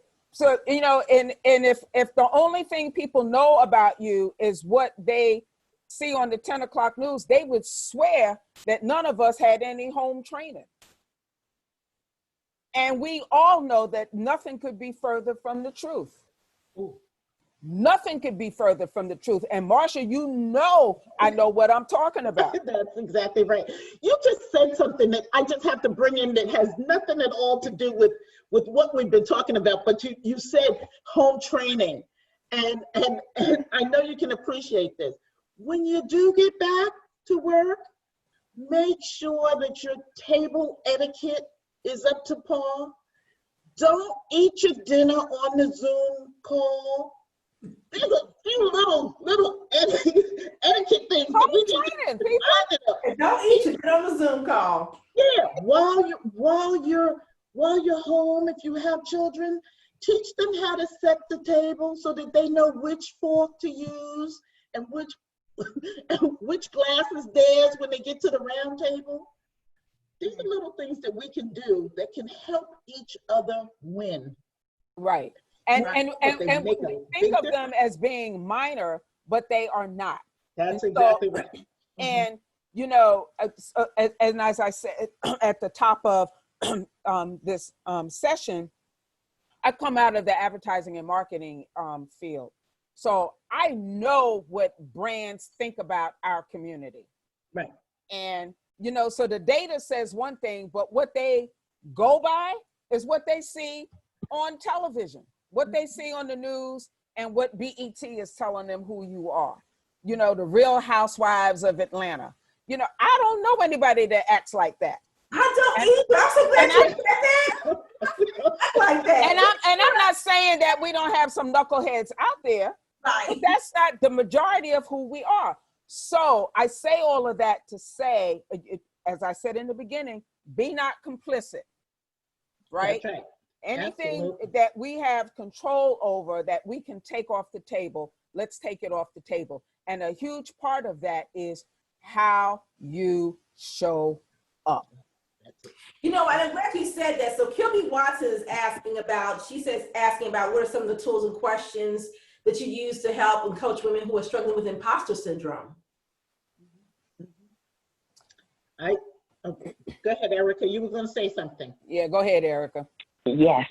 For women who are, thank you. For women who are struggling with imposter syndrome, it goes back to the conversation that Marsha was having with us earlier in confidence and what it is you believe about yourself.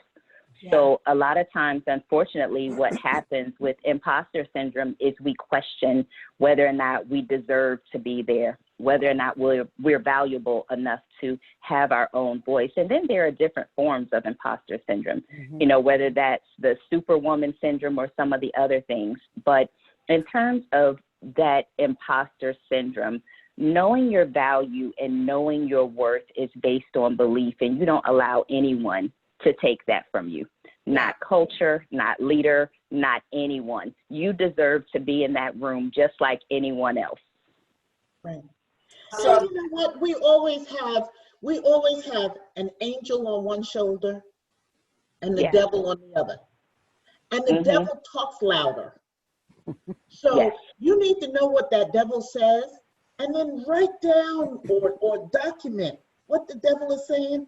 And you already have the proof. The angel will help you with the proof that you really can knock this one off.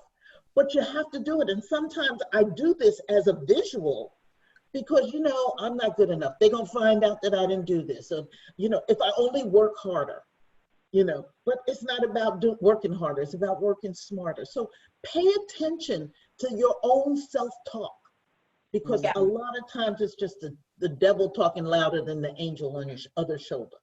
And don't be afraid to ask for feedback.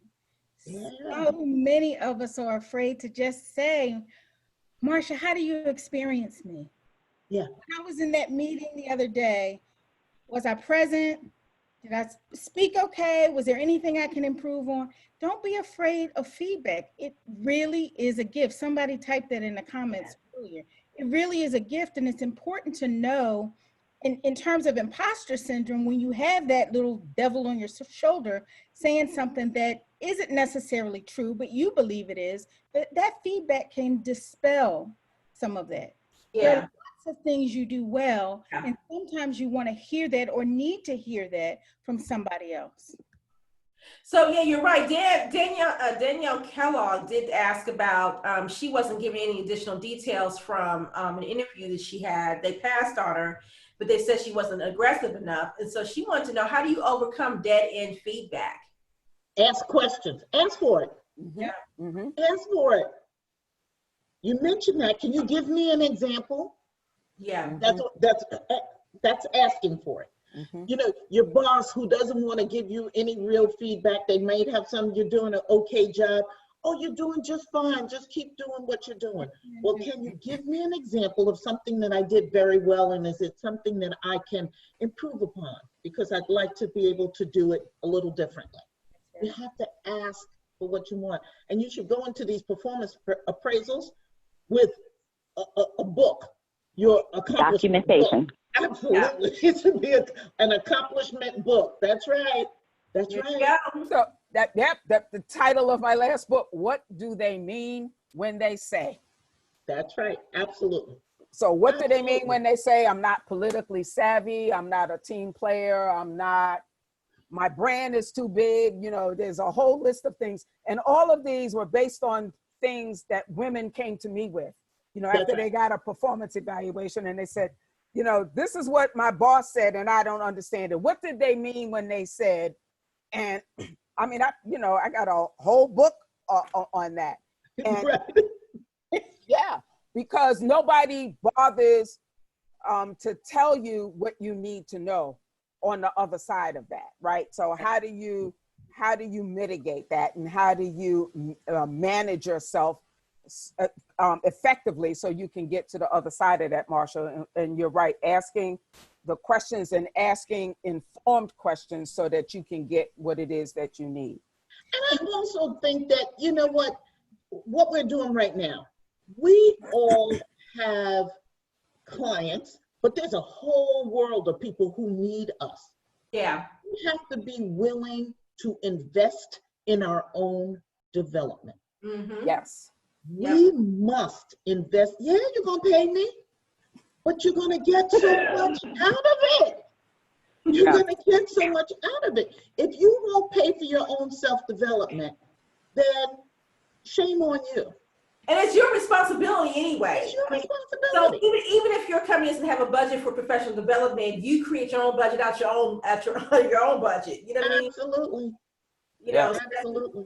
that's hugely important. But can I just say, Marsha, it's so interesting because I have found that my experiences and those that are closest to me is we will invest in college and that level of education, but anything beyond that, it's like, I can't afford to do that.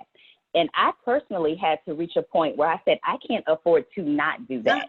Even as a coach, I have to invest in a coach.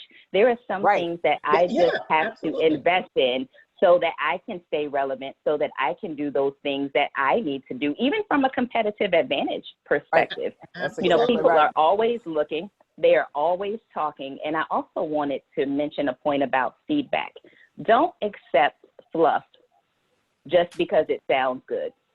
Oh, Erica, you're doing a great job. Deborah, you know, she about that stuff. Deborah about that stuff now. No, it's not acceptable. They don't have Erica's doing a good job on her performance evaluation, and then it's going to give her a fat increase on the other side of that. I need to know what I'm doing well and what I need to improve upon based on what the company is paying me for. If it's not tied to a business objective, and that's not to say that you can't accept compliments and that people don't feel like you're doing things well. But from a feedback perspective, you really do need to be as specific as possible. Even to that point with the interview, you weren't aggressive enough. Well, if they didn't have aggressive on that job posting, what was the expectation that you had around being aggressive? And what is it that you were expecting from me as a candidate that I did not deliver?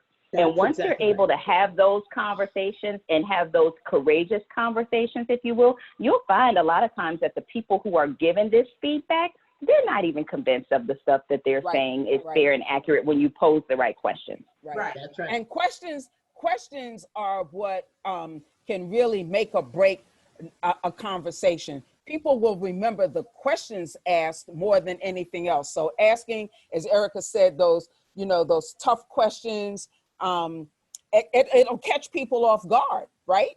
And I always try to tell people, you ask questions from what you know.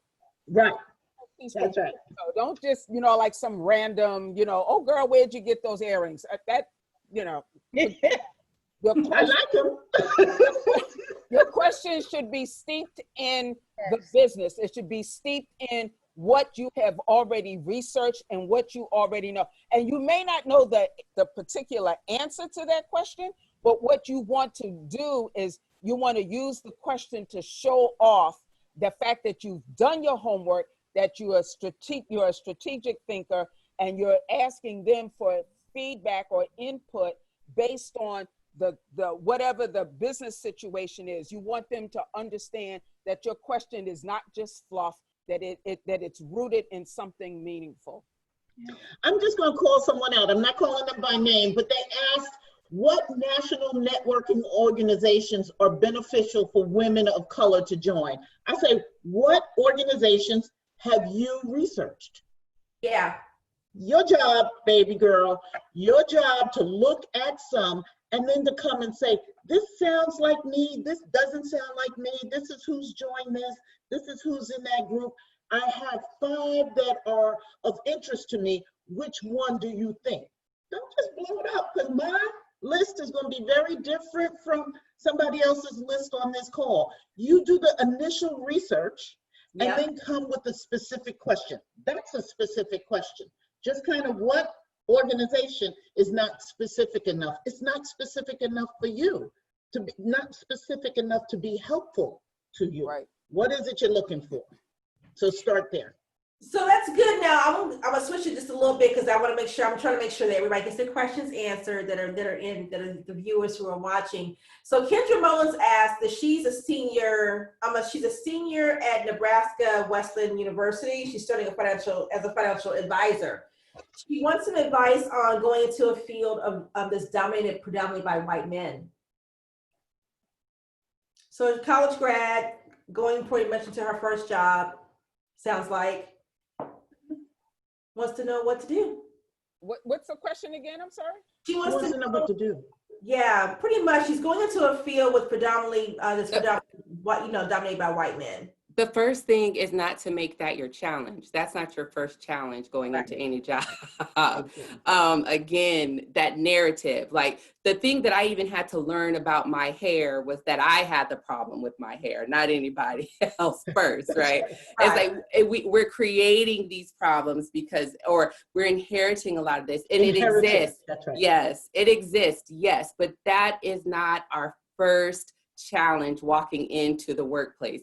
A lot of us have had sponsors that were white men. A lot of us have mentors that were white men, but we had to decide to show up and say, I am the prize in this room. I deserve to be here, and this is why. And so for me, that confidence that Marsha was talking about, and even that her mother instilled in her, I am the shit. Okay. This is what I do. You went to school, sis, for this. You belong there. And you were hired for this. And you were hired for this.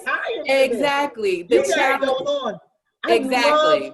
Jasmine, Exactly. I love that you say, I'm the prize. Yes. You are lucky to have me. I am the prize. Absolutely. Going in with that kind of confidence, not cocky confidence. No. Not ego confidence. Because you can back it up. Confidence that you're right. And think about from this perspective, right? The only validation that you need is when they offered you the job, which means they selected you out of everyone else for this position. Now, whatever else comes with that's a different story, right? When you get in the door. But you still need to be equipped and armed with what you need to be successful. But it's that you do need to have that confidence, but you should not be walking into the door needing additional validation for any. Yes.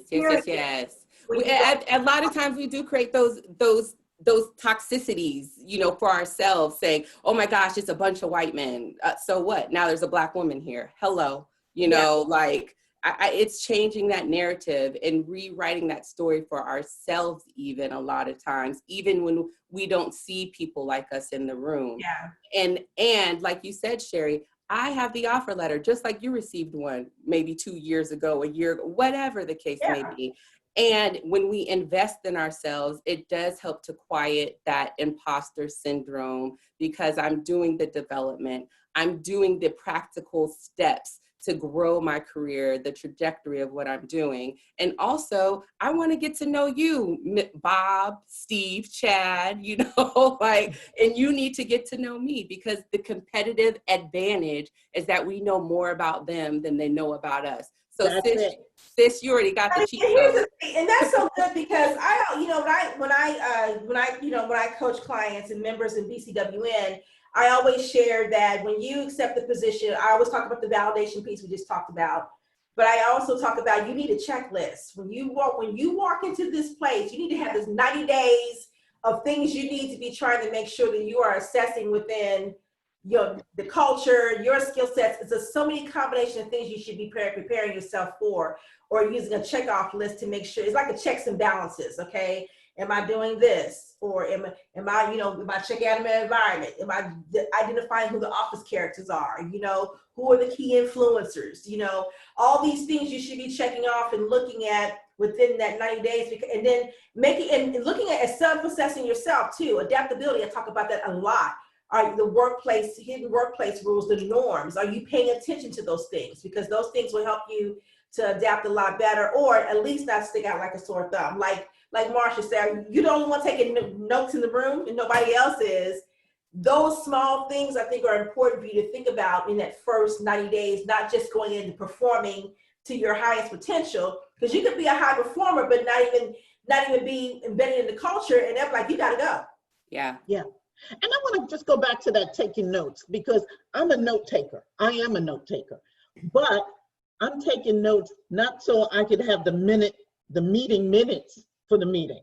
I'm taking notes so that you know that I'm listening, you know that I'm thinking. I'm going to go back and look at some of those things, but these are not meeting minutes. Yeah. These are notes for me. So be careful with that. The other thing that I would say is learn how to brag. Now, here we go. You know, our mamas all told us, don't brag. Let your work speak for you. You know what? Guess what? You have to learn how to develop brag bites. Now, that takes practice. You know, you have to learn how to say something about something you've accomplished in a sentence that doesn't sound like brag. And so the book, okay, my book, instead of saying, I'm an author of the Little Black Book of Success, Laws and Leadership for Black Women, I might say, you know, in the book that my co-authors and I wrote, we talked about that in such and such and such and such. That's a brag bite. That's the difference. Learn how to pick up, say something that you've done, say an accomplishment, put it in a sentence about something else that they might be interested in. Learn how to do that. There is a book called Cold Brag, written by a white woman who does it over the top, but you can learn about some of those brag bites. Her name is called Brag, and the author is Peggy Klaus, Klaus. Learn how to develop brag bites for yourself so that you can do that so people learn about you. Yeah. It's practice though. It doesn't come easy. It doesn't come easy because we've been conditioned, don't brag. Our mothers told us that, our grandmothers told us that, we were told, do not brag. Take notes, you guys. Get them brags going. Sherry, so somebody had a question that I really would like to address. Oh, absolutely. Her name is Joanna, and she had a great question. And I'm trying to get it back up on. I see it. Is it, how do you balance authenticity with organizational culture that wants a simulation, or for you to tone your authenticity down to make others comfortable? Right. I'm wearing my natural hair. Me too. And my hoops. but usually when, so I've heard this before and it's been phrased a little bit differently, but when they start talking about tone your authenticity down, it probably, very often it's not so much your hair, but communication style. Yeah, that's true. So, so one of the things you want to do, Joanna, is work with your coach to understand your communication style, what your dominant communication style is, and what's the dominant communication style of the people you interact with the most, right? So if you work on a team and a lot of the team members are introverts or they're indirect communicators, and you're somebody like me who's a straight no chaser kind of person, right? I need to always be aware of who else is on the team and who I'm interacting with, so that I can make sure that what I'm saying and what I'm, directing is heard and received, as opposed to people being rubbed the wrong way. So start there, because authenticity is sort of a catchword. Yeah. You need to really peel that back and understand whether if it's communication style, that's easily adjustable. And again, work with your coach, have a 360 done, or, some kind of an assessment done that can help you build out the strategy for how to interact with the people, not just on your team, but your peers and, other stakeholders, because you don't ever, and this goes for everybody, you don't ever want your communication style to be the roadblock, right? You remember at the top of this, I said anything that's within our control, we want to take off the table, and communication style can be a huge one. And so get that checked, find out what that is. and adjust it as needed. And by the way, adjusting your communication style does not take away from your authenticity. Right. Yeah. I say to people all the time, you wouldn't talk to a 5-year-old the way you would talk to a 35-year-old, Yeah. right? Your tone of voice is different, you know, your delivery is different. Doesn't make you inauthentic. What it does is make you an effective communicator. And that's what you want to be. And you need to be able to read the room. Yeah. And read the room. Yep. Yeah, but that holds a lot of weight too, being able to, and understanding what your communication style is. And if you don't know what that is, then yeah, work with the coach to understand that. I mean, that's something that can be, you can work on that for sure. And that also goes back to how do people view you, right? So we talked about that. So having a 360 done, you know, a 360 assessment will help you get to that, right? How people view you, what their communication style is, all of those things. And then you can work with your coach to build out the strategy from there to help you, you know, be more effective in your role. And not just in that role, but this is why Marsha said, yeah, you're going to pay me, because it's the investment that keeps on giving, right? It's not just for where you are currently, but it continues to help you, you know, on and on and on. So. And you know, one of the things that I do now, and I've been doing it for a very long time, is I actually I do a self-evaluation every July, and I've been doing it for years. Just kind of writing down what's worked well, what hasn't worked well, what do I want to do, what didn't I get a chance to do, what were the roadblocks? Nobody sees it, it's just me. But then I also send out 3 to 5 questions to different people in my life. And I just say, tell me what you think about this. And I ask very specific questions. What do you think I can improve upon? What is something that worked for you? Have I done whatever I need to do? It's 3 to 5 questions, and I send it out to a variety of people, like 20 people, different parts of my life. Send it out to my kids, you know, it can be a variety of people. You just want to hear the chatter. And when you can do that and get it back, and you never respond to it other than saying thank you, you get to hear things. First year or two you do it, people are like, uh-oh, I better be careful what I say. But after they learn that you're not going to argue with them about it, you start to get real feedback. I've been doing it long enough now that people kind of expect it. It's like, am I on the list this year? I didn't get something this year, you know? So it's like, you can always do it. You don't have to wait for me to send you the letter, but know that you want to get as much feedback. Ask for what you want to get what you need. Ask for what you want to get what you need. So just think about things that you can do. All of these are in our choice sphere. Yeah. So I want us to answer this question by an anonymous attendee. I think it's a little bit of a sensitive subject for her, but I think it's important to bring up.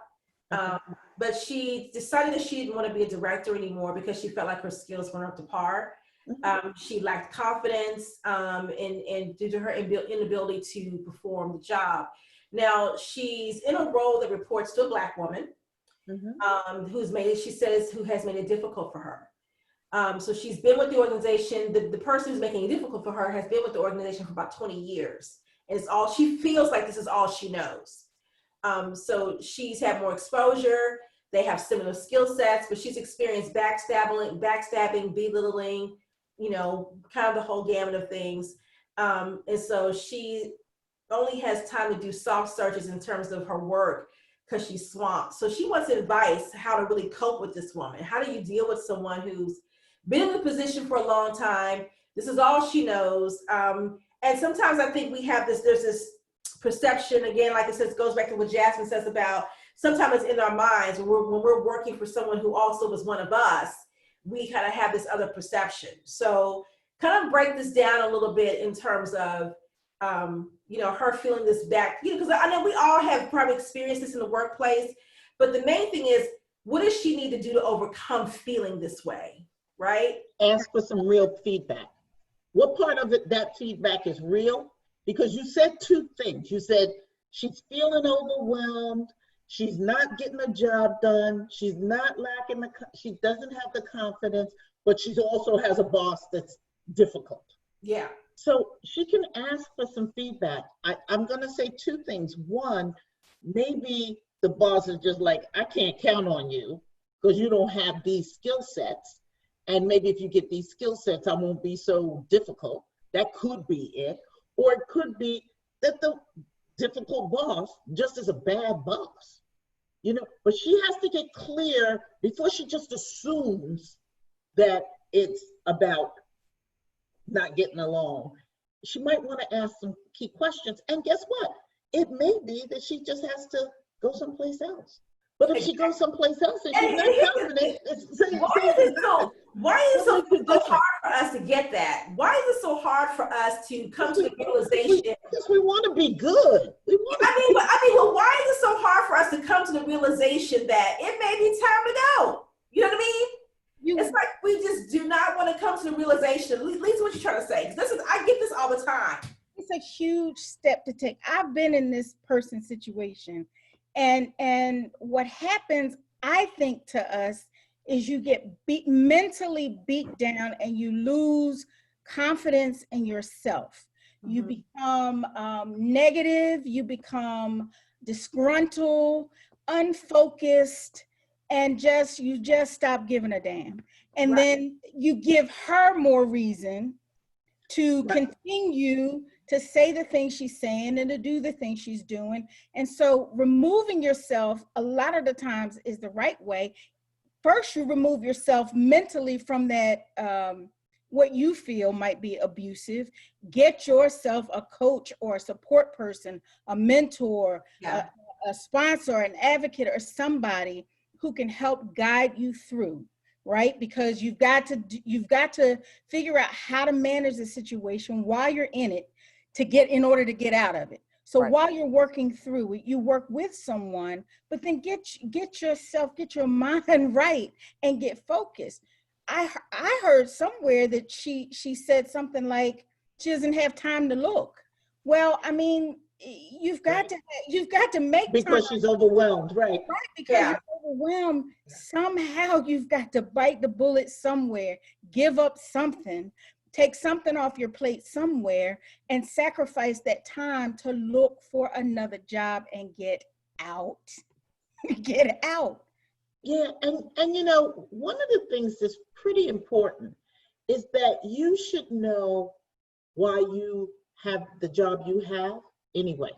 This is a perfect time to think about this, because it usually is not about the money. It usually is about, you really want to get something from that job. Is it that you can get networked, or you can get a skill that you don't have, or that you learn something new? What is it that you want? And you don't even think that far in advance when you get to the point that she's at. Or you're trying to get to work and get out of there as fast as you can. So you don't even demonstrate the things that you do well, because you're so busy concentrating on the things you don't do well. Yeah. And I would also like to add too, is while you're in those situations, lean on the resources that you already pay for in your insurance, you know, EAP, therapy, therapist. For myself, you know, in moving into a leadership role, I was having to unlearn and to get some support and coping mechanisms for certain situations, and really go to a professional to help me. And that is perfectly okay. I had to learn for myself that it's okay to have prayer, Jesus, and a therapist while working in these situations. And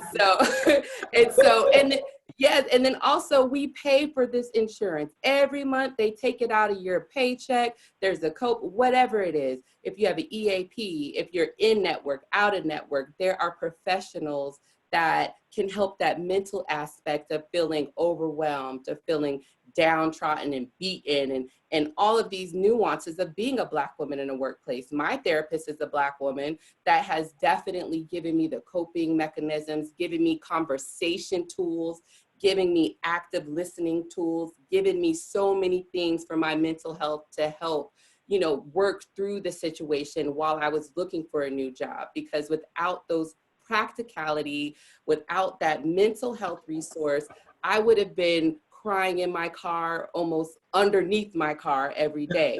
But because I was like, okay, let me get smart. Yes, this woman may be jealous. Yes, she looked like me and I thought she'd be my support. But truth is, she wasn't. But I'm going to take ownership of this experience right now. Jasmine, what am I supposed to learn?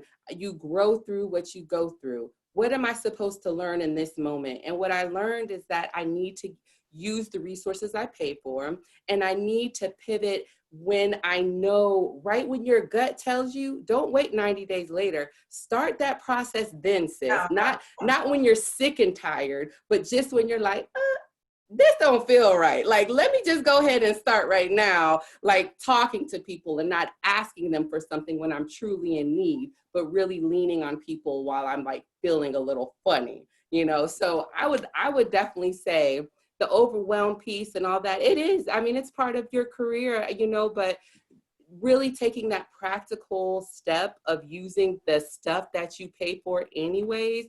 Listen, that was a godsend for me. And when I just came back off of FMLA. I was in an IOP, intensive outpatient program, because of a toxic workplace. I had shingles, y'all. Shingles, okay? I had worked myself to the bone, to the grit. And I was like, yo, what is this? It became real. Like it became a testimony for me. And really, I'm able to help other women. You have to lean on these other places, other things. You don't have to suffer in silence. Yeah, and I think you shouldn't suffer inside. And I remember specifically when I was in an HR job before I had left this role, took a huge pay cut to go work for this nonprofit. Never worked for nonprofit before, but I wanted to just get out of HR for a while. It's like, okay, I'm burned out. I want to do something different. So took a big pay cut and went to go work for this nonprofit doing like, job development, career coaching, all those things. Is like my first kind of transition into that. But when the job that I was in, I knew 3 months in that they didn't value me. I knew 3 months in, right? I was already burnt out, was working my butt off, was working 12-hour days. I'm there on Friday nights, back then was a BlackBerry was a thing back then. I had that on and the whole nine. And I gave them a month's notice, being considerate, want to give them transition out my workload and all my requisitions and all that good stuff. And 2 weeks in, they decided they want to dismiss me, right? It's like, okay, well, you've done a good job. Take 2 weeks off. I'm like, not without pay. Right. Right. Yeah. So, and then I'm like, this didn't feel right. I didn't get a goodbye. I'm like, I feel like I'm being dismissed. 4 weeks notice. And y'all gonna diss me after 2 weeks? Oh, yeah, no.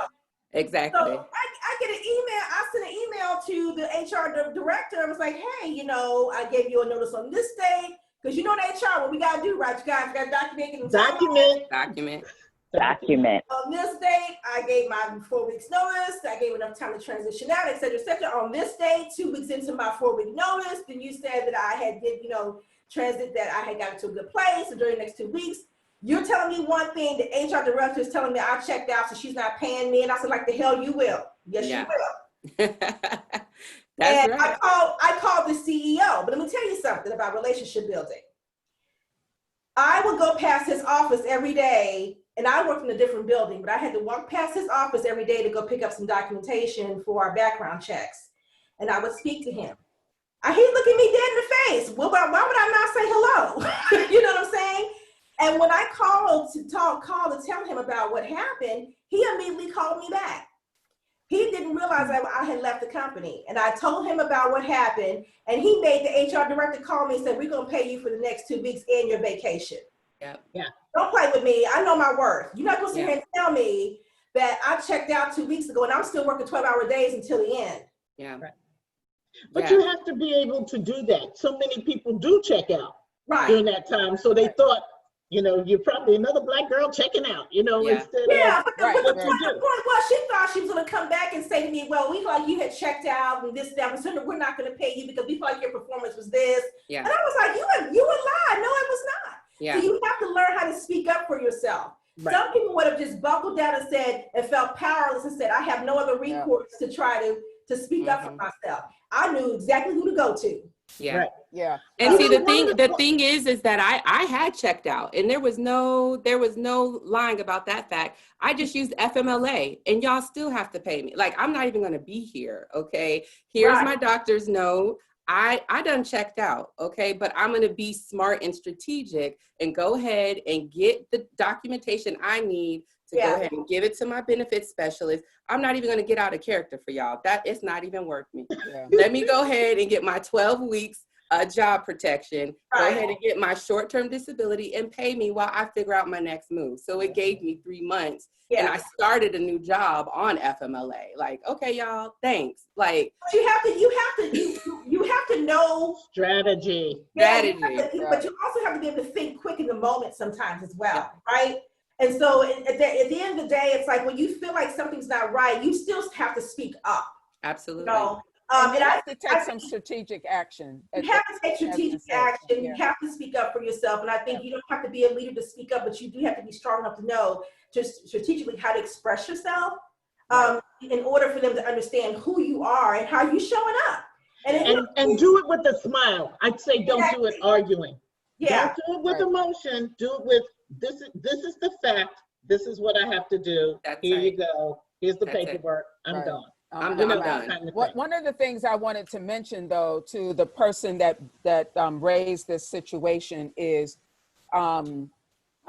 very, very often, and it's still true today, people get promoted and accelerated to positions based on their technical skill. Yes. But they don't always have the people skills. And that's not uncommon even today. It was certainly true when I started my career, right? I could be the smartest person on the team and I would get, promoted or whatever.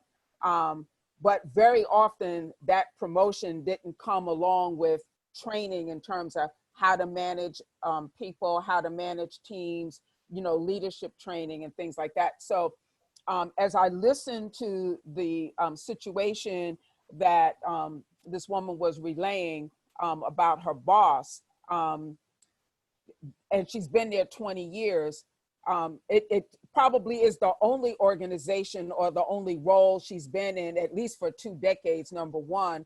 And number two, she might be proficient at it, but it doesn't mean she has the people skills. And so that's important for all of us to keep in mind as we enter into different situations, and as Jasmine pointed out, different relationships, right?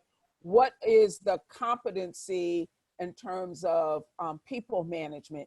And that's on you to make sure that your people skills are intact, right? So whether you study emotional intelligence, I think we got a nice little cute phrase for it now, Marsha, don't we? We call it soft skills or whatever. Yeah. But it's important. It's important because understanding where the other person potentially is coming from. And I'm not saying that to use that as an excuse. I'm not saying that her behavior gets a pass. I'm not saying that at all. But, understanding the dynamics of the situation will make a big difference in terms of your mindset, right? Because that's what's important. That's what we're talking about is your mindset. So yeah, she might be jealous. But one of the things that that this person said was that their skills weren't up to speed. Right. What are those skills that need to be up to speed? And that's within your control. So make sure your skills are up to speed, because even if you leave, your skills got to be up to speed. Up to speed. Yeah. I just want to say, Sherry, that Jasmine has said that she's going to have to leave soon. So I want her to, if she has a homework assignment or something that she wants to tell people before Erica speaks next, because Deborah and I can just take over a space. And we do know that. So Oh, I was gonna stay to the end because I understand we'll be wrapping up soon anyway. Oh, okay, good. Okay. Erica's been trying to say something and she's been. I know, Erica. We're so sorry, Erica. Go ahead.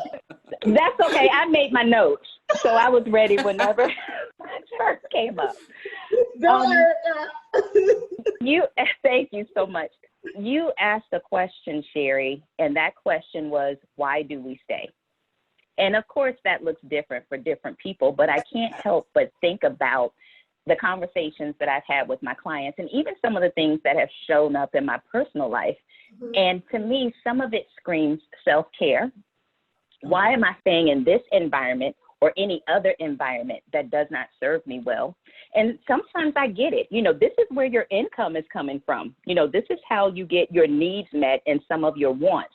Right. But to the point of that skill set and that value, when you understand that your transferable skills can expand your career options, you make that exit strategy when you realize this is no longer the environment for me because you will not treat me like this. I have Yeah, options. I mean, that is so true, because when I started to recognize that within myself, you know, early on in my career, and then I said, you know what? And then I had a lady tell me, she said, you need to make your go to hell fund. I said, for what? I was like, she said, so when you get ready, you want to tell you, look, You tell them. that job, go to hell, you got your backup money. But you know what? She's right. I'm gonna make me a go to hell fund, and I call it go to hell in my little bank account. Go to hell account fund. Your GPH fund. Yes. But you know, and it also is an example sometimes of what we need to unlearn. Yes. We carry patterns and behaviors of other people that are not even our own. Yes. And we don't even realize it until it shows up, and we have to do the work that says, what is it that I need to unlearn? Because this is something my mother did, or this is something my grandmother did, or something that I picked up, but this doesn't work for me. I had one of my clients tell me, Eric, I'm doing the work of 4 people. Before she could put a period on the end of that sentence, I said, how many paychecks do you get? Right. I need to figure out how we got here. Why did you choose? Why are you saying yes to that kind of workload? So we had to go back before we could even deal with what she was actually saying, because she didn't realize how deep it went. So it's the unlearning, it's the self-care, and it's also asking, what additional information am I missing? Right. So true. Yeah. And They'll let you, the other- have a 4+ workload and won't even care. Yeah. And the other thing we have to pay attention to is what boundaries have we set? Right. I had a client that said, my boss sends me text messages and calls me at 10, 11 o'clock at night. I said, why do you have your cell phone on at 10, 11 o'clock at night? Why are you And why are answering you it? answering? And why are you answering him or her? Don't answer. You teach people how to treat you. That's right. That is exactly You right. teach people how to treat you. If somebody tried to call me, tried to send me a text at 9 o'clock at night, I wouldn't even know it, because I turned my cell phone off at 8. I know, I'm trying to text her too, so that's right. Yeah. In an emergency, call the landline, or tell me in the morning. But it's also too that exception that you make becomes someone else's expectation. That's so exactly now, right. because you've started answering the phone in the middle of the night, they're going to continue to call you in the middle of the night. And now you're struggling with, how do I tell them to not call me in the middle of the night? That's exactly right. You set the boundaries and you set those expectations, and stop answering, and then turn off your phone, because there's nothing you can do anyway. So I want to say, I know you guys have seen the question in the box in reference to the person who feels disrespected and undermined by their authority. So does anyone want to answer that? Yeah. The person is asking, they're anonymous, of course. They're saying that they're struggling with the male that they manage who is consistently disrespecting them and undermining their authority. They've already went to HR about the direct report and talked to their own supervisor about the behavior that the person's displaying. And they really, I guess, are signing off on the behavior. So now that it's become a toxic environment to work in, she feels like she's sacrificing her mental health for this guy's personal feelings. So she just wants to know, what recourse would she have with her manager? And then, of course, how does she go back to HR with this information? So how does she handle this direct report? Because they're signing off on the behavior and saying it's okay. Who's signing off on it, saying it's okay? Her manager and HR. How about having a meeting with everybody there? I'd call them on the carpet. Yeah, I agree with that. I'd call them on the carpet. And you know what? Sometimes you have to tell people what's in it or not in it for them. So, I'm a former HR person, so, I get this. But because the HR person is going to be trying to protect the company, Yeah. right? If I call that meeting and I call with everybody and I say how it is putting the company at jeopardy, HR people sit up like this. Oh my goodness, you're putting the company in jeopardy. Because I've told you before on this date, and I've given you an example, and you've said it's okay. So understand that this can put the company at jeopardy for these reasons. Sometimes, everything with me is strategy, so I don't have to say anymore.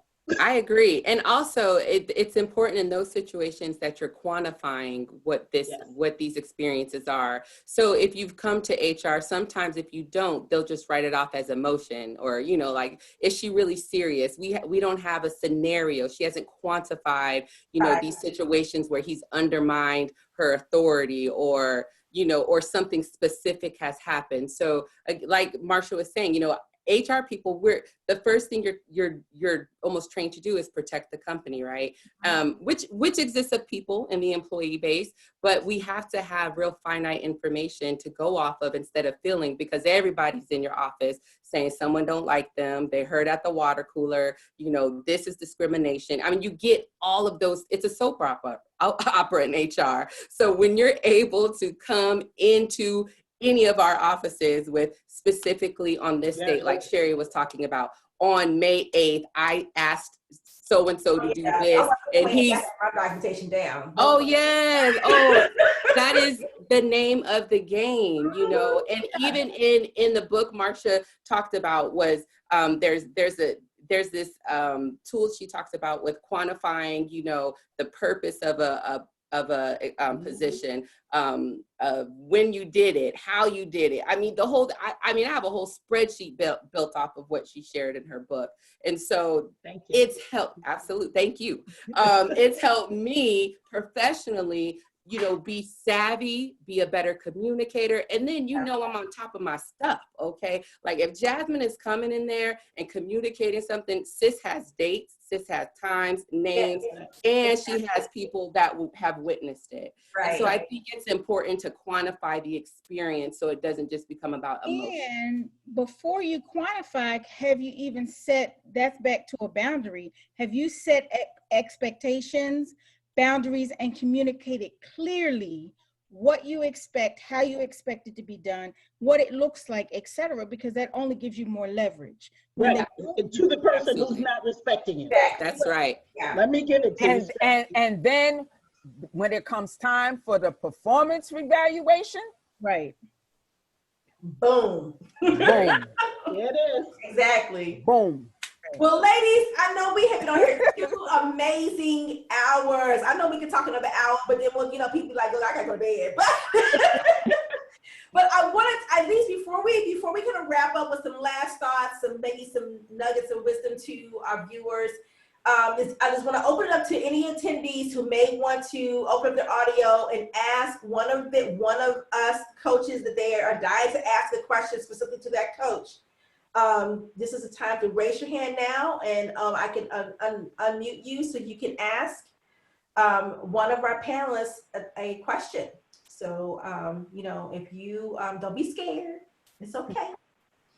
If you want to, I can just raise your hand and we can unmute you and have you ask them a question. And in the meantime, while we're waiting to see if we have some hands that are going to be raised, I have something what I call career smarts. I think you guys see I post these on my social media a lot. We call them Career Smart Tips. And Career Smarts is a program that I'm putting together called Career Smarts 365.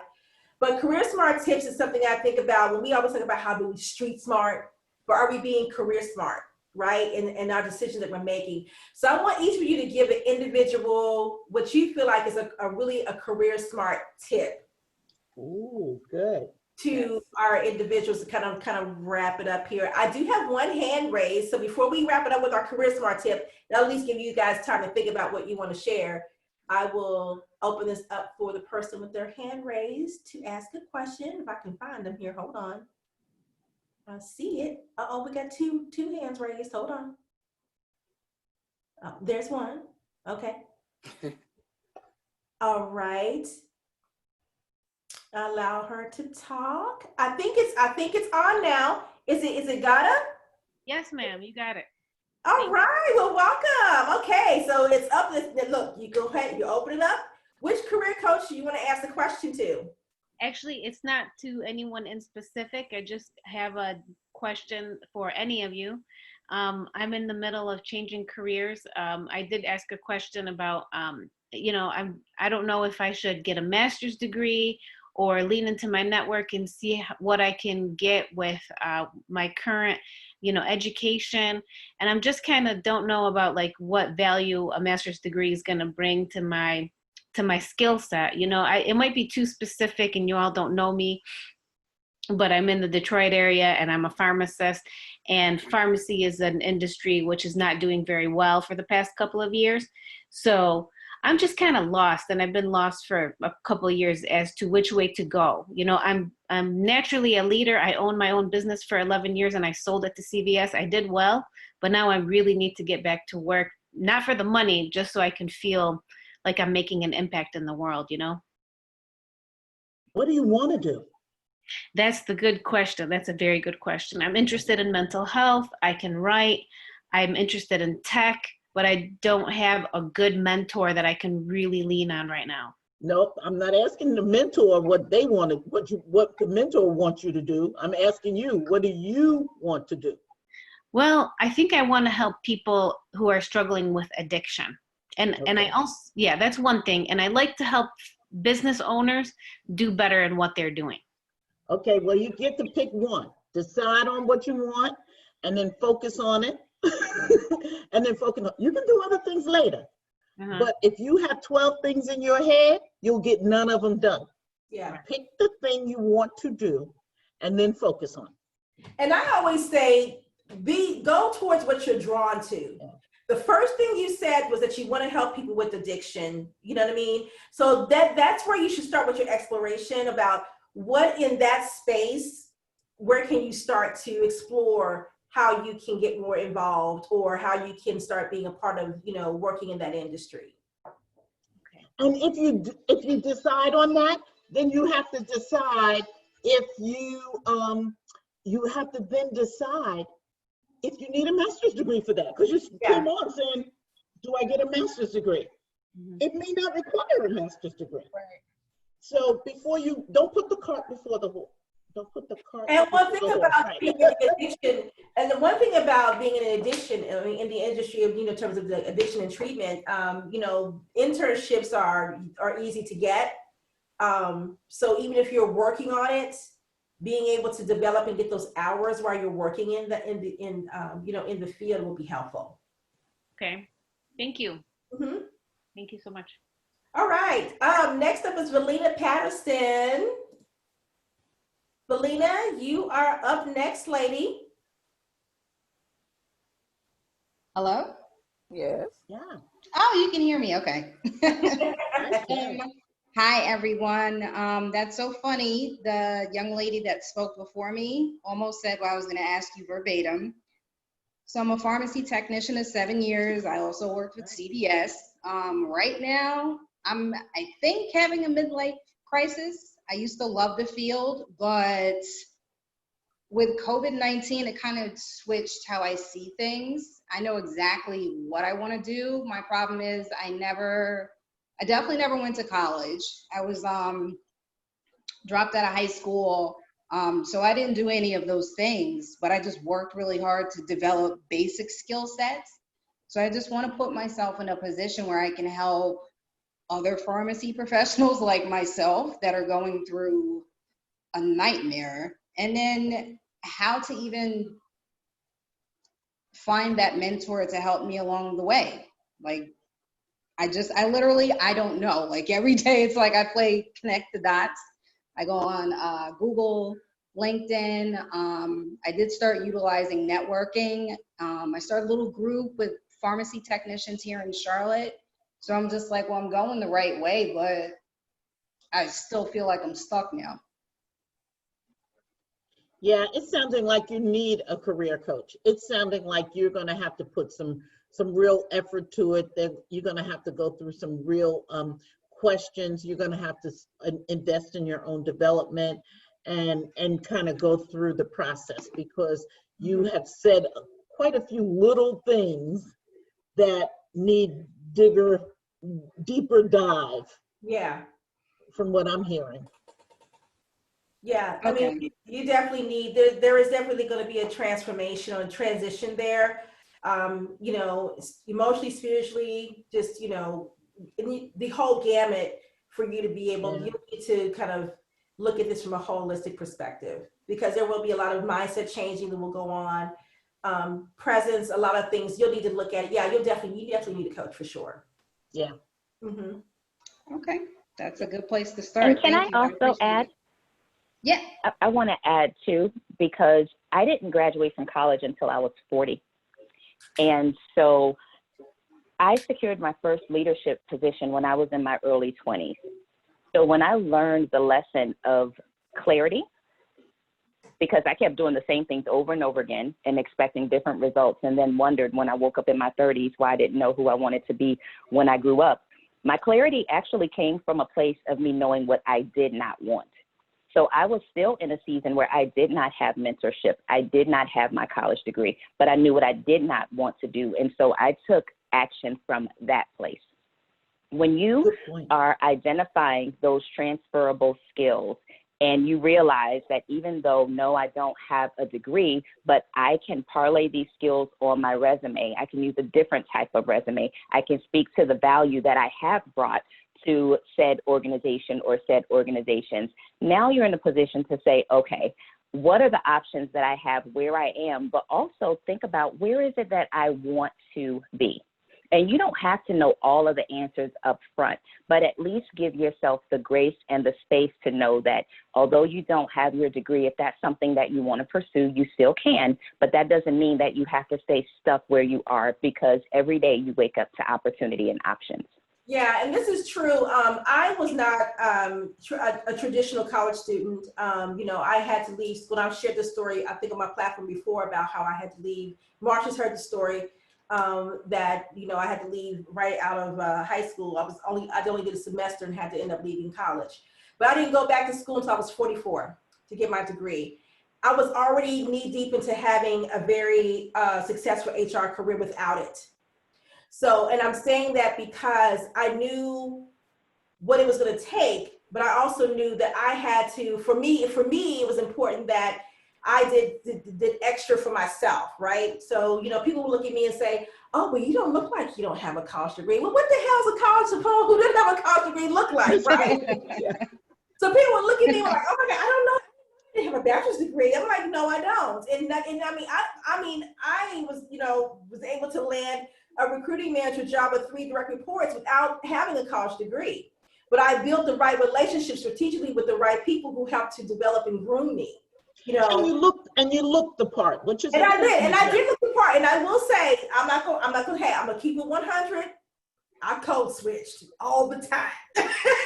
And I did it, but not recognizing I was doing it at the time. Okay, so let's just keep it real. I didn't know there was a name for it, didn't know, you know, people would hear me like, oh, I didn't know you was, yes, I'm brown, okay? So I say that to say that you've got to picture yourself where you want to be.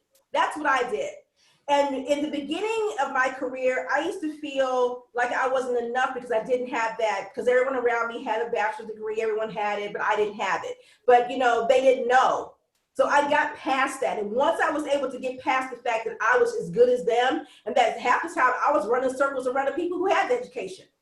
So you have to start picturing yourself there, okay? And I knew eventually I was gonna go back and get my education. It had to be at the right time. Then I started a family, got divorced, was a single mom, but I still wanted to make sure I got the education. I didn't do it because I needed it. I did it because I wanted it. And be clear on not only what you know, but be clear on what you don't know. Yes. Exactly. Yeah. You know, that clarity is real important. And two, when you hit that brick wall, you have to ask yourself, am I willing to make the sacrifices it's going to take it's going to help to get me to the next level, which is investing in yourself, right? Coaching, getting a degree, what's next, and being able to say, okay, it's time for me to invest for myself to get to because you will hit that brick wall, and you're already there. So now you need to invest in you to go to the next level. Great. Okay. Thank you. I appreciate it. You're welcome. All right, last call, and we're going to wrap it up because Jasmine's coming up. All right, Sabrina. Yes, my question was on harassment. When do you know that you need to take it to HR and it's not sexual? I'm not sure I understand the question. What It's type of not harassment? sexual harassment, but you're being harassed? Yes, by coworkers. Okay. Have you been documenting it? Yes. Okay. Take it to HR. And take it to HR. That Wait until you get sick and get shingles. Quantitative information. Be specific. So one of the things everybody should be aware of is the law. What is the law? So a lot of harassment comes under Title VII, but you need to be aware of the federal law that governs workplaces. Know what that law is. That's a good point. That is such a good point, Deborah, because so often people feel like she doesn't like me, he doesn't like me, they don't like me, so, you know. Bullying is against the law. You need to be real specific, so learn the law. That's true. Learn the law. You Bullying can is Google against that. the law. You can Google it. You can Google it. Yeah, and I mean, and if you And by the way, that bullying is considered workplace violence. Yeah. Right. Yep. And it is against the law. And if you feel like you're being pushed out, you know, that's considered constructive discharge, and you need to be able to show that there's a strategy behind trying to push you out. So you've got to you have to do, in order for you to really have something substantial, you definitely need to understand the laws. That's true. Good point. Absolutely. That was a good point. All right. I think so. I think Sabrina, did I answer your question, Sabrina? Yes, you all did a wonderful job. Thank you. Thank you. You are so welcome. Okay, I know, you know what? I know it's like, you know, Carol Burnett say, for those of you who don't, okay, well, we all know Carol Burnett on this. Now it's time to say goodbye. Or is that the Mickey Mouse Club? Okay, anyway. That was the Mickey Mouse Club, but it is time to say goodbye. We love you, ladies. What was it? What didn't you ask us to do something? Yes, so I want you guys to give one career smart tip before we go, and then let people know where they can find you on social media so we can wrap it up. Who wants to start first? Okay. I will. So my career smart is in the same vein of knowing the law, is to know specific information and data points for your industry. Don't just take generic information and narrative. For example, during COVID, a lot of us are feeling like everyone's getting laid off and unemployment is high, but actually for the Black community, we are overrepresented in transportation, utility, healthcare, social work, social assistance, education, public administration, which are deemed essential. So a lot of us are still working, but it's taking a hit on our mental health. So when you really know the data and specifics and not tie into the narratives and the overall picture of things, and you get to the nitty gritty of your situation, you can support yourself. So you can get the help that you need that's specific to your profession and to your professional growth. Career smarts for me. You can find me at Jobbing with Jazz. If you get to my Instagram, it's at JOBBING WITHJAS, and all my contact information is there. Love y'all. Thanks, Sherry, for having me. I was able to give my flowers to Marsha, give them to you. I love y'all, ladies. Thank you for being pioneers. Oh my God, love y'all. Bye, We have to stay connected. We have to stay connected. All right, who's up next with their career tip? I'll go. The one thing, there are a number of things I'd like to talk about, but the key thing is be a student. Oh, somebody's in the restroom. Be a student of your craft. Always be a student of your craft. So just like Jasmine was saying, You know, don't just take general information. It's on you to be excellent. Yeah. So your excellence is up to you and nobody else, right? So be a student of your craft. And I don't care what that is. I don't care if you're a pharmacist. I don't care if you're an HR person, even if for those of us who are coaches and consultants, be a lifelong learner and make excellence your bar, and you are responsible for that. And there, I can't even say enough about that, because there's so many things that encompass being a student of your craft.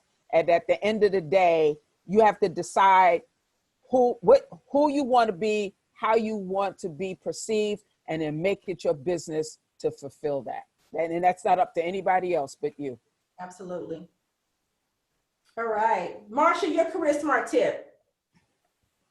Make sure you vote. We have an idiot running this country, and we have to spend some time. We have to make sure, don't be too busy to go out and vote, because we cannot complain about what we don't try to change.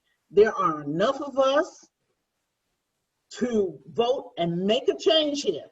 And if we don't go out and vote, there should be no complaints. And that is a public announcement. Thank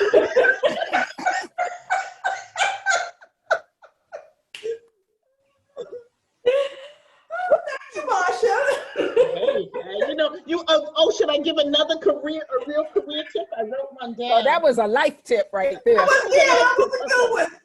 Okay, Lisa, how about you? What's your career smart tip? Oh, Marsha, where can they find you? Where can everybody find you? They can find me at Stepwise Associates is the name of my company.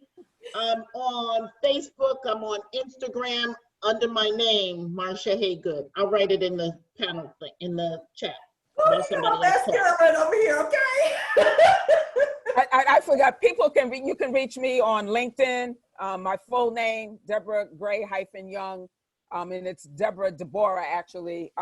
But you can reach out to me on LinkedIn. That's easier than.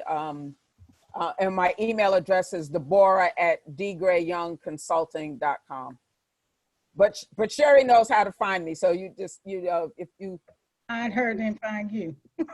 Yeah. And all these ladies will actually be listed on our Ask a Mentor section on our website. So exactly. you'll be able to reach out to them exactly. there. So you can find me there. All right, Lisa, your career smart tip. One of my favorite tips, and I talked about it today on my LinkedIn page, is to build a personal board of directors. Not one of us got here without support. And so you need someone who's going to advocate for you, whether that's in your workplace or outside of your workplace. You're going to need someone who is in your industry, outside of your industry, diversify your network and build a personal support group who can cheer you on, call you on your junk, give you feedback, praise you, support you, and and advocate for you, open doors for you, and lots of other things. Build a personal board of directors. Oh, I am Lisa Medley on LinkedIn, at Lisa Medley Executive Coaching on Facebook and on Instagram. All right. Okay, Miss Erica, what's your career smart tip? That was a hard question, narrowing something down to one, Sherry, but I've been taking notes and I think I have it. Okay. So my career smart is manage your career like a business. And by that, I mean performing a SWOT analysis. Yeah. If you have not done that already, I want you to be really clear on what your strengths are, what your weaknesses are, meaning your limitations, what those opportunities are, what external factors can you capitalize on, and identify the threats, what has happened, what is happening, and what will happen. I actually have a few free courses on my online course platform, and SWOT Your Way to the Top is one of them. And if you just go to www.confidentcareerwoman.com, you can enroll in that one for free. But I have to pick one thing, so that's what it is. Manage your career like a business, and from that perspective, perform a SWOT analysis. Oh, and where can you find me? On LinkedIn, Facebook and Instagram, Confident Career Woman. And on Twitter, it's Erica_Spradley. And thank you so much, Sherry, for putting this together, and for all of you who have stayed with us for the last couple of hours, and to all of the panelists. This was such a necessary conversation.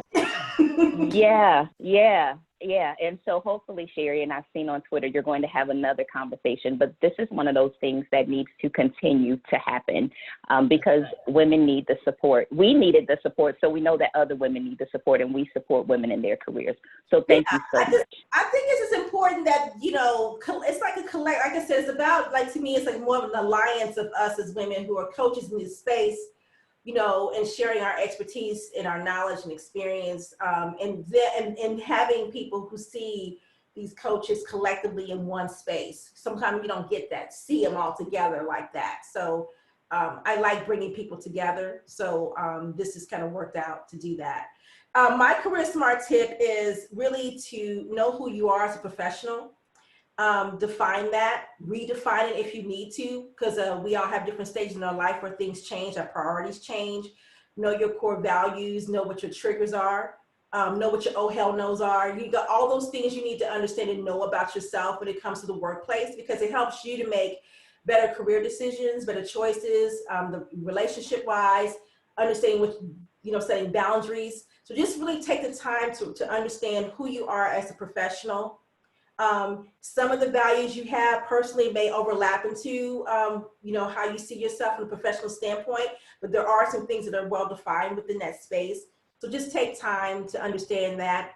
We do have a webinar that we do on defining your professional identity and some tools around it helping you to learn what that is. So that's my thing. And that always, it's like Marsha does, when you go in and kind of just do this evaluation about yourself. It's kind of the same thing in a way, because as you grow, things change and shift. It's always good to just make sure you understand who you are as you go through these different stages in your career. So with that being said, we're going to wrap it up. Now, you can find me on Instagram as I am Sherry Sims, or you can find me as Sherry Sims on Facebook, and on Twitter, Instagram, same thing.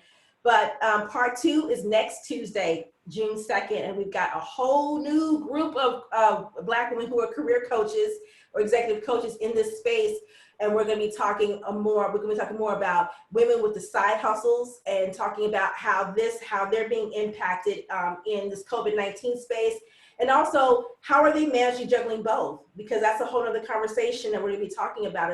And some of these women that are coaches right now in the space that will be on part 2 next week are doing just that. So we'll be talking with them next week to talk about more of that space as well. So this has been great. You guys, Thank you. Ladies, this has been good. Yeah. Thank you so much. Let's make sure that we stay in touch. Yes, I'm gonna leave you guys with this. I think a lot of you, I know Deborah's heard me say this. I know Jasmine's heard me. I know Marsha's heard me say this a lot, but it's a mantra of mine. So I always like to share this and close out in everything I do in the videos. And that is, the life God gave you is larger than the life you've been living. So God has given us all special gifts and talents, and it is your job to discover what those are and to use those to work in your purpose. So I hope you guys have a good night. The replay will be available soon for you guys to share. I know it's a long one, but you know what? You can be washing your dishes while you're at home and taking notes and doing laundry and feeding the kids and listening to this and getting these nuggets of wisdom that the women share tonight. Marsha, Lisa, Erica, Jasmine, Deborah, thank you so much. This has been amazing. Thank you. Thank you. Thank you. Have a wonderful evening. Talk to you guys. Okay, bye-bye. Good night. Good night. Have a good rest of the week. You too. Bye.